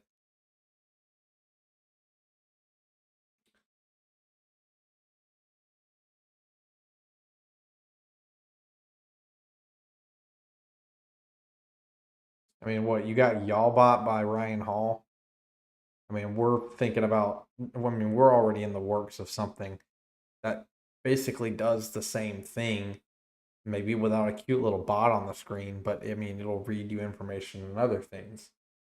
I mean, I mean, we're already working on something like that. Y'allbot just takes data it's given. It actually isn't really doing um, a whole lot of complex stuff. So we're already working on some stuff like that right now. It's going to take us a while to get it developed, but I mean, we have the team for it.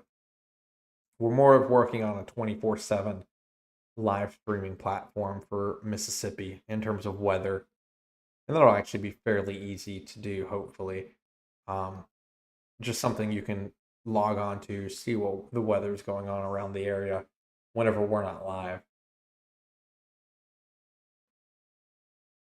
Overall, it looks like these storms across southern Mississippi have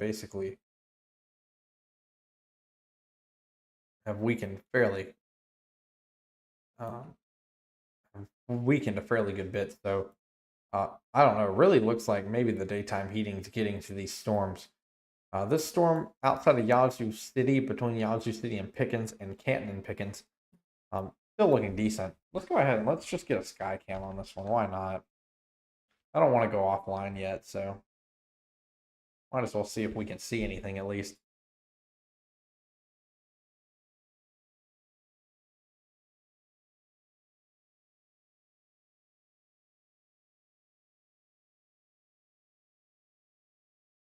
Let's go here. Or let's go. Let's do this. That works good.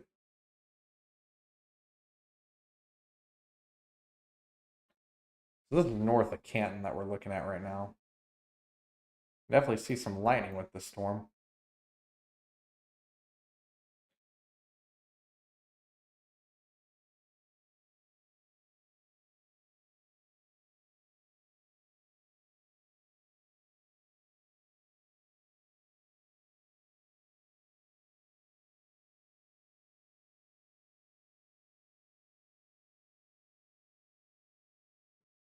Yeah, this is actually turning into a light show here. So it might be an actual like um strengthening storm here north of Canton.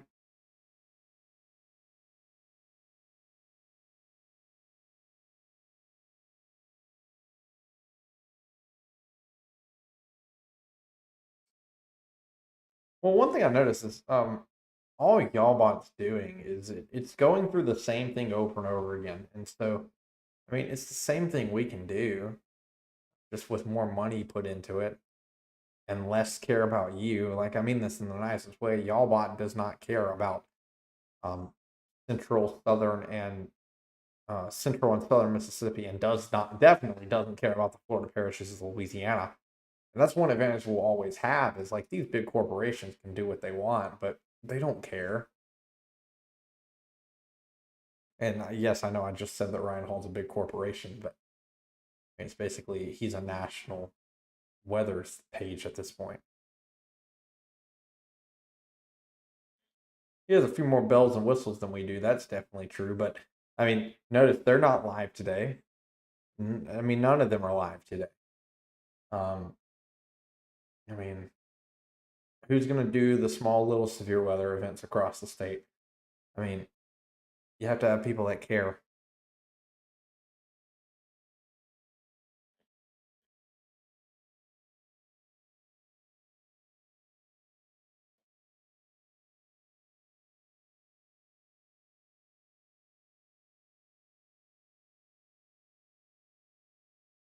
Definitely, there's some beautiful lightning being seen here. I'm just not going offline just yet, just kind of letting these storms kind of like die down. The tornado risk, I'd say the tornado risk is gone across Mississippi. I don't even know if we had a single tornado today. Um, yeah, tornado risk is basically zero across all of Mississippi now. And looking at the velocities, there's nothing there. Daytime heating's gone. Um, it looks like that risk of a tornado is just gone as well. Um, it'll be interesting to see if we get another severe thunderstorm warning. Really, I think the final chance is probably up here at this Yazoo City storm, or well, north of Canton storm, I should say.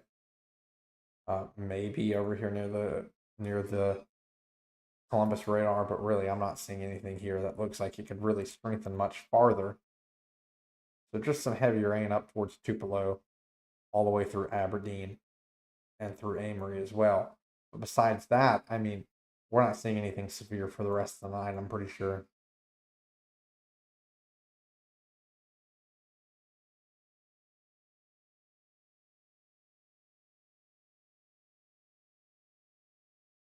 Just some light rain through South Mississippi, light rain persisting through Collins, Prentiss, maybe some moderate showers over the Hattiesburg area. Then as you go farther south through Perry County and then down towards George County, just some light to moderate showers persisting.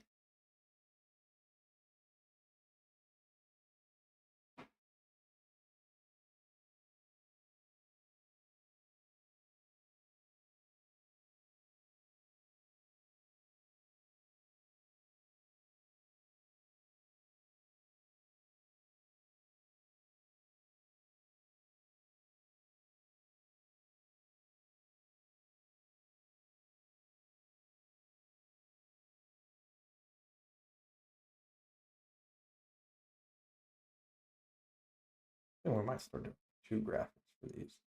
Sorry, I'm just sitting here getting ideas while we wait for all these storms to kind of move through. We're getting damage reports from Columbus earlier. Tree was blown down in Columbus. Trees on homes in Columbus. That's definitely not good. 1-inch hail seen in Columbus and areas east. So really not seeing reports near that baseball size hail that we were talking about earlier. But that's where we sit for now.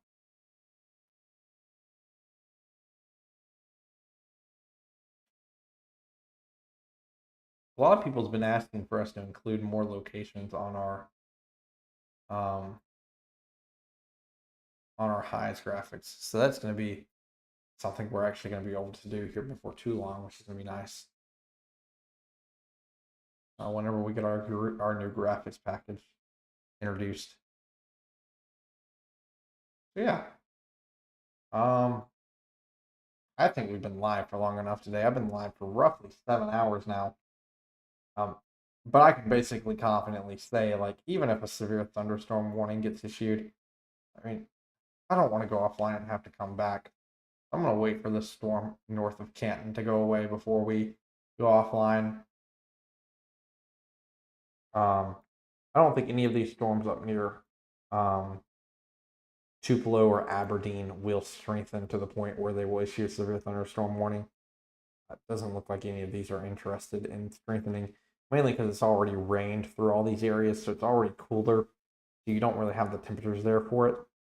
But then again, this storm entering Pickens and nearing Carthage looks like it might not be done just yet.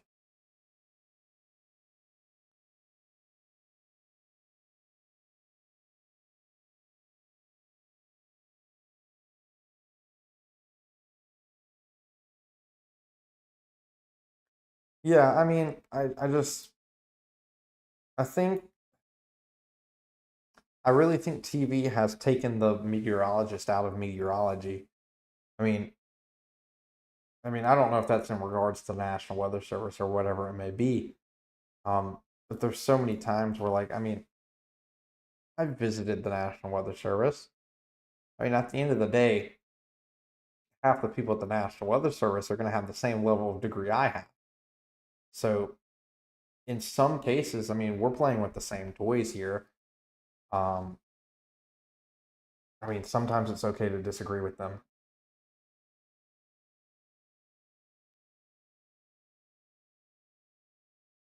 But of course, you can't really say that if you work for a news station. Um, but I still completely respect the National Weather Service, and I care about them deeply, and I want to work with them in terms of keeping everybody safe. There's just some aspects. You don't have to always think that the National Weather Service is correct.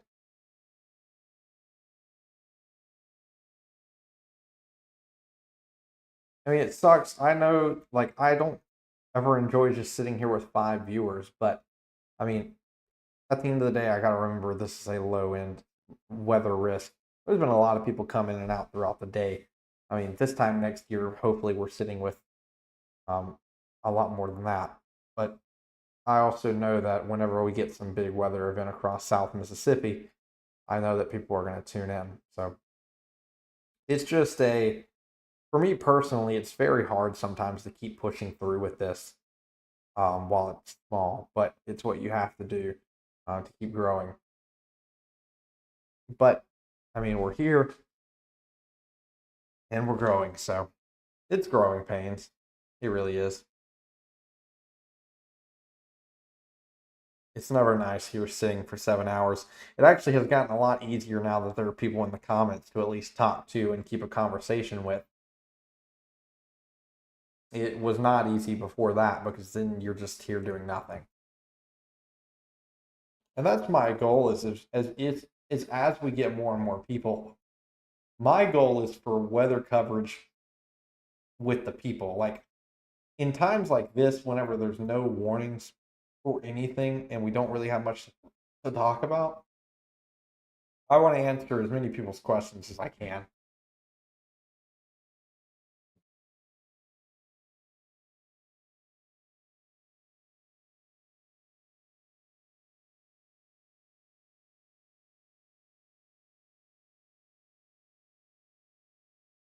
So yeah, we're gonna watch this final sail north of Canton.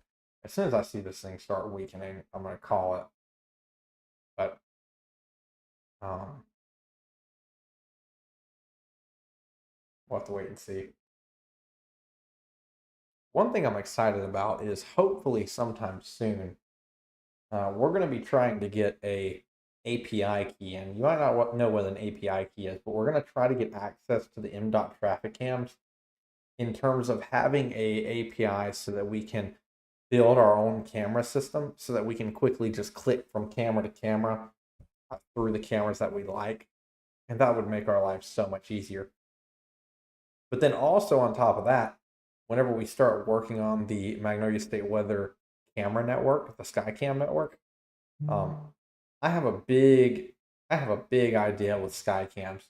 I feel like Skycams are some of the most underused pieces of equipment in meteorology.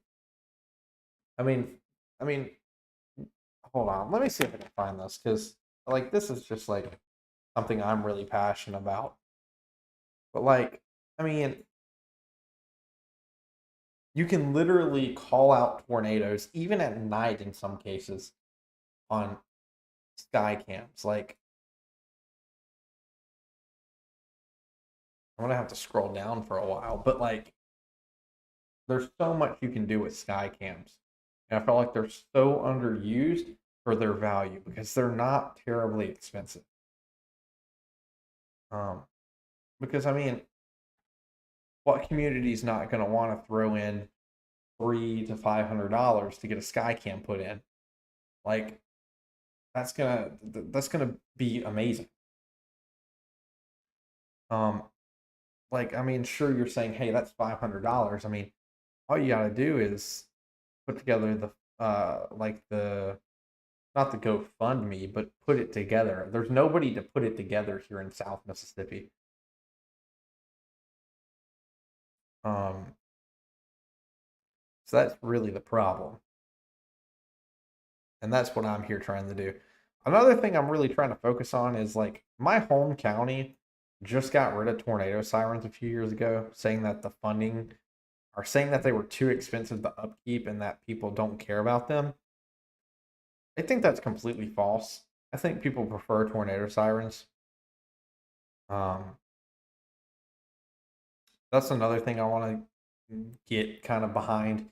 I want to bring back these tornado sirens across um, South Mississippi. I think not having tornado sirens is ridiculous.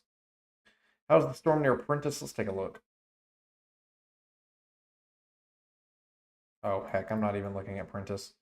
Um, so you just went through that first wave. There's a second wave moving into Prentice, but it's actively weakening. I don't even know if you'll see a lightning strike with this last wave that's about to move through Prentice, but overall, maybe some light to moderate rain with this last little band.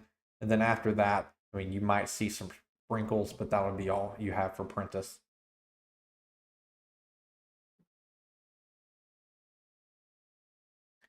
I'm trying to find this. I was talking about sky cams. See if I can find it. I'm having to go way deep in the archives here looking for this. I need to save my own archives of these things across Mississippi. Um, oh, here's some of my damage footage I got last March. Oh, I went to the wrong thing anyway. I'm completely on the wrong thing. Okay, hold. I'll have to go back and find this. That sucks. Luckily, there's not much going on right now.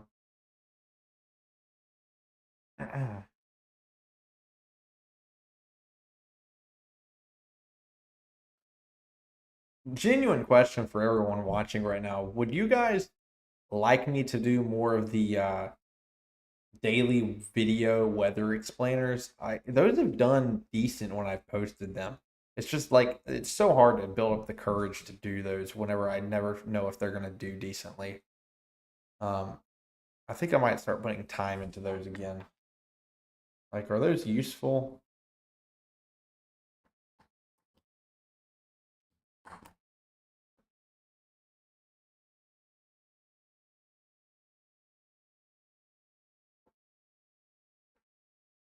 Oh, here it is.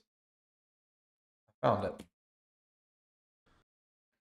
So this is my old setup. Let's ignore how like goofy I look in this. This was almost a year ago, probably over a year ago. This is before we did a rebrand and everything. So, oh, whoops.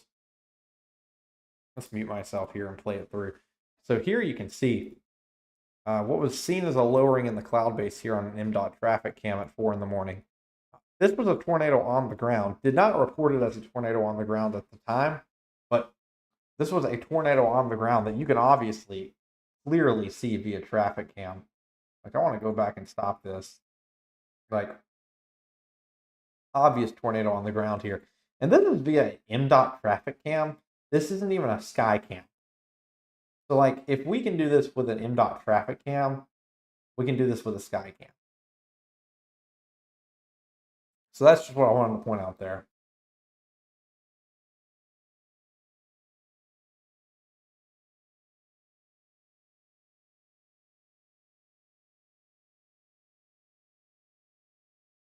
Let me grab one more water.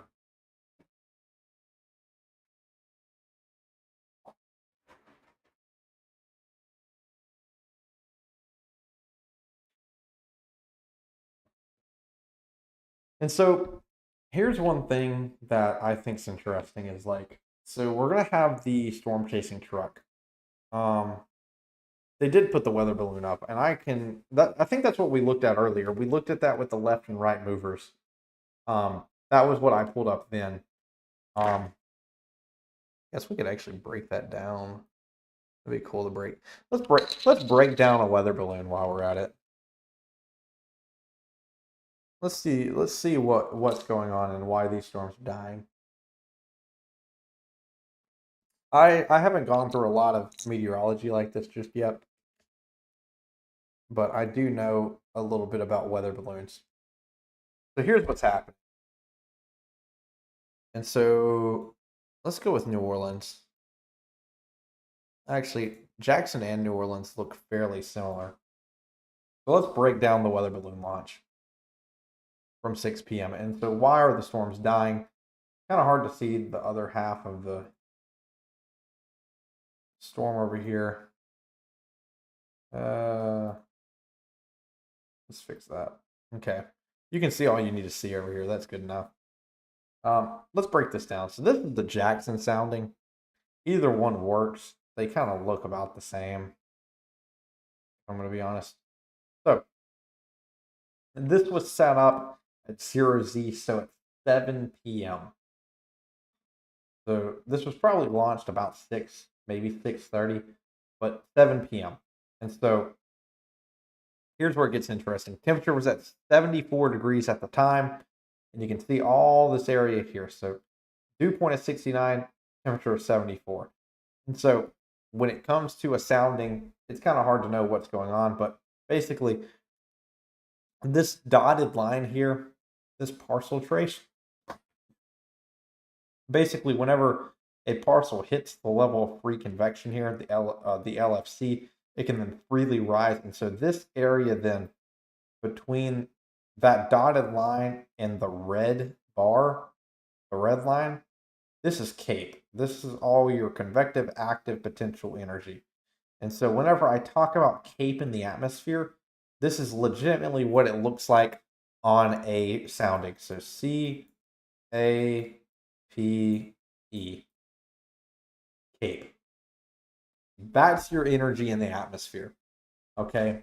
And so here's what's important is if this was launched at 6:30, around 6:30, it was 74 degrees in Jackson.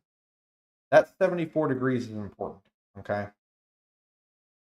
And so this basically easily explains why storms are now struggling. You had plenty of energy in the atmosphere, and that's because temperature was 74 degrees, dew point was 69. Okay. Let's see what. Let's see. Let me pull up the ASOS station here. Um, Jackson Airport ASOS station. This will be something interesting. I'll get into tomorrow's weather here in just a second. I think it's going to be mostly clear tomorrow. I think there's a chance for some thunderstorms in North Mississippi because I mean we're not cooling down really any. But okay, here we go. Okay, so here is the um sounding over the last little bit. It's actually stayed at 72 degrees and right at 68 degrees. So definitely fairly interesting here. It hasn't really cooled down much at the Jackson Airport, but I'm assuming it's cooled down a little bit. And so what's going to happen is, so instead of your parcel trace being about here, because you have a temperature of right at 74 degrees and a dew point of 69. So what's going to happen is we act as if as if all that cape is there. So this red line, I probably should have told you what it is. This is temperatures as you go up in the atmosphere. And so basically once you get above the surface, like these temperatures are not bounded by the surface. The only place in the atmosphere that the temperature changes based on day and night really is going to be right at the surface. Once you get up a kilometer in the atmosphere, the temperature doesn't really change day or night. That's just that it's not how it works. So what's going to happen is, let's say the temperature decreased by about 2 degrees already today or tonight. And so that's going to bring your temperature over to the right a little bit. And so what that would do is that then changes your parcel trace by a few degrees. And so during the sounding, you had roughly 1700 cape. And so now let's just imagine that this dotted line here that we were using earlier is now moved to the right. And so now you have less area between that dotted line and the temperatures. And so you have way less cape now.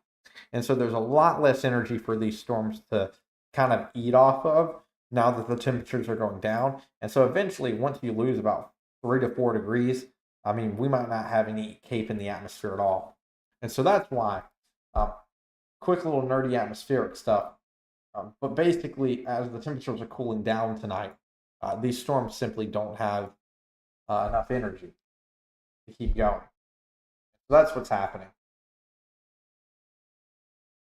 However, these storms up near Pickens, I mean, not getting to severe standards, but I mean, they're still packing a little bit of a punch. Still some lightning there.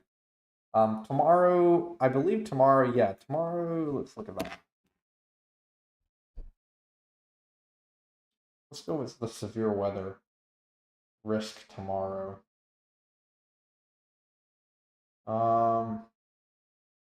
Yeah, I believe it. Yeah, just portions of northern Mississippi, possibly some general thunderstorms tomorrow. I'd say rain is possible across some of Mississippi tomorrow.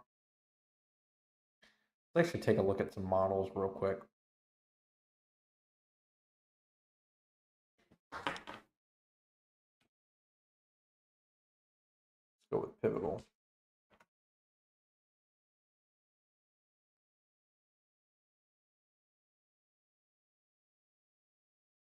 This will really tell us what we're looking at tomorrow in terms of precipitation. All right, so bring this here. So, of course, the rain over Mississippi today. Okay, this is now midnight. Expecting no showers by midnight, so that's why these storms are really starting to die off. Just running out of steam, running out of fuel to drive off of. By 7 a.m. on Tuesday, nothing. I'm actually going to swap over to the 0-0. Storms really don't start firing off until, what is this? This is 6 p.m. tomorrow. So, I mean, some showers and maybe a storm or two don't even move in until 10 p.m. tomorrow night. So, overall, you're going to be mostly clear, unless you're in northern Mississippi, where maybe a thunderstorm is possible, but mostly rain throughout the night. And then we see the severe weather threats start for Wednesday over near the Arklatex region. So overall, tomorrow is going to actually be fairly nice across the Magnolia State.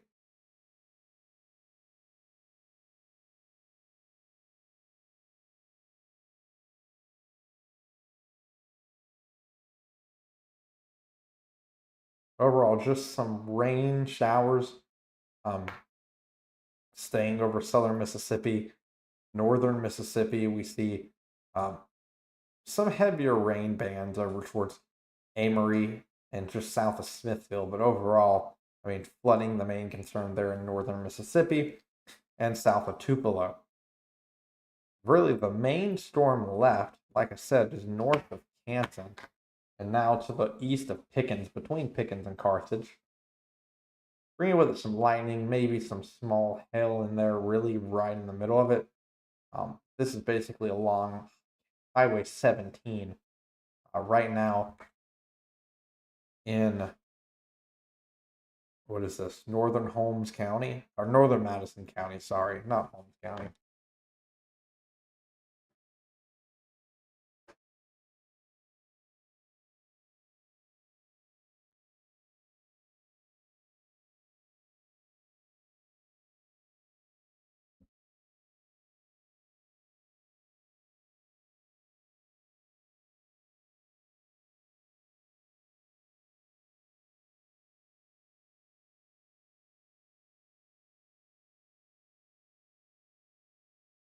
One thing I can at least connect with for a lot of people across South Mississippi is like, this is actually only my first year at Mississippi State, but I'm a junior, and I mean, I'm one of our higher classmen.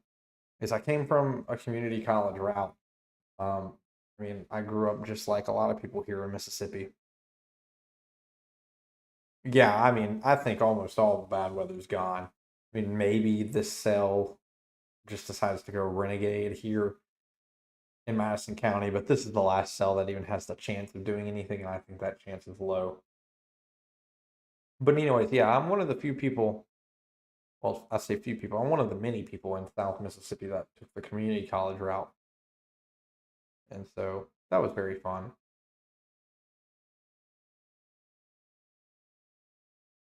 One note that I've been using today is this, which shows hail sizes.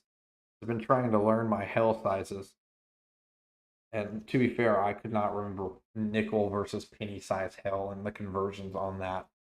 So I've been rocking with that all day. 85 tomorrow in Pearl River County, really? Is that true? I mean, I believe it. Curious as to what app that is. What is the National Weather Service saying? Let's go with Pearl River.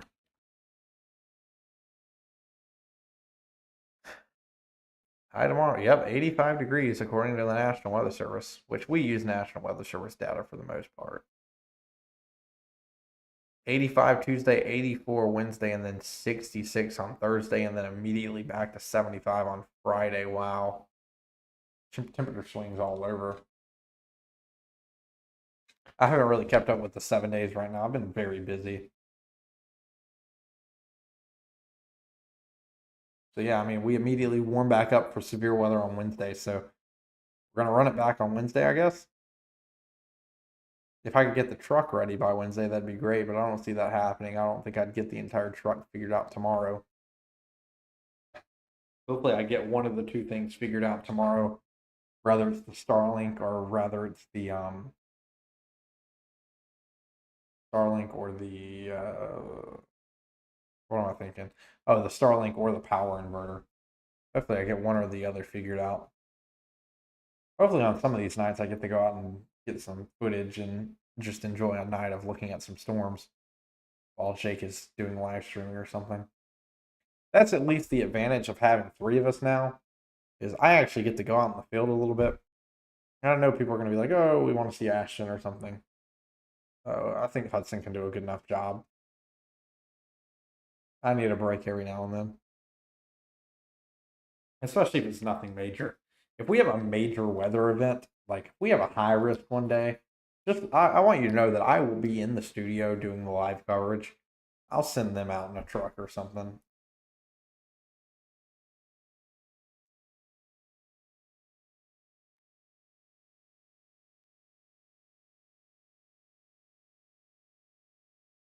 Anyways, um, still light showers moving through the Pine Belt region, spanning from Prentice through Hattiesburg through Leakesville, but also some more showers, one of them moving up towards Canton.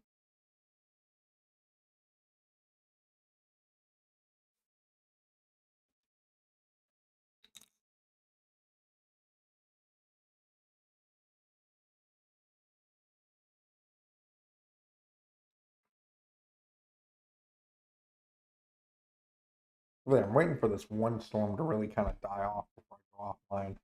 I don't know how much longer my voice can go. I'm gonna be honest. Definitely need to rest it before Wednesday. That's probably what I'm about to do.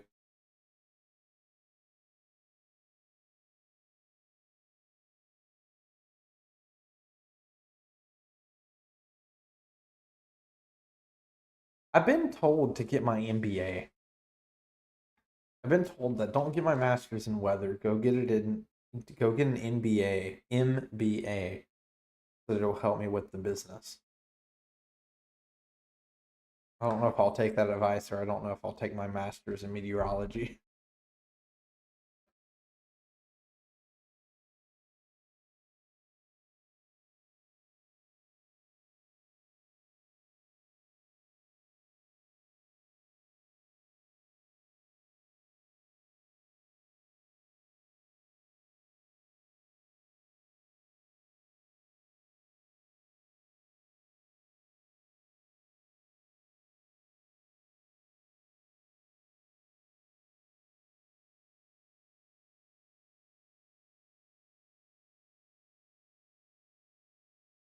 I'll figure it out. That's fair enough. All right, I'm about to go offline because I need to save my voice, every bit of it I can for Wednesdays. Um, is it Wednesday? Wednesday's severe weather event. Actually, let's look at that real quick. I don't even know the logistics behind this system right now. Let's see, pivotal.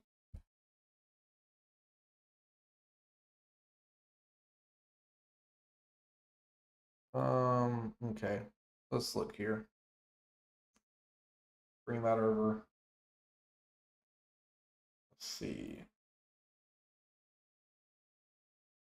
So a GFS, the forecast loop for now. What are we looking at? Yep. This is Wednesday night.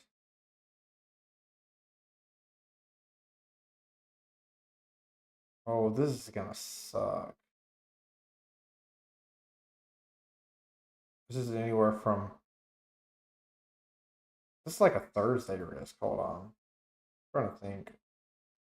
Doing math here. It looks like this starts coming through Mississippi at about 7 p.m. on Wednesday. 1 a.m. on Thursday, it's still here. It doesn't completely move out till 6 a.m. on Thursday. Looks like I might be up for a majority of the night. So that'll be fun. Yippee. Oh, that'll be great. Yeah, it's almost always night systems here for early spring. It's just how the cookie crumbles. We get we never really get daytime stuff unless it's a warm sector type event. In that case, we do get prefrontal supercells, but that doesn't happen very often. But usually, those are whenever we have our worst of the worst tornadoes, is whenever it's during the daytime. Because Easter 2020 EF4 was at 5 p.m., so it was daytime. Tylertown EF4 last year was at like 4 p.m., 5 p.m. Another tornado was also 4 or 5 p.m. So yeah, normally those late afternoons, those storms are usually really bad. But yeah, so definitely looks like I'll be doing another a big all night stream. So that'll be fun. It won't be fun. But tomorrow I'll keep you all updated. I'll start posting some videos, but I gotta go rest my voice. So thank you all for watching the live stream. Thank you for choosing Magnolia State weather.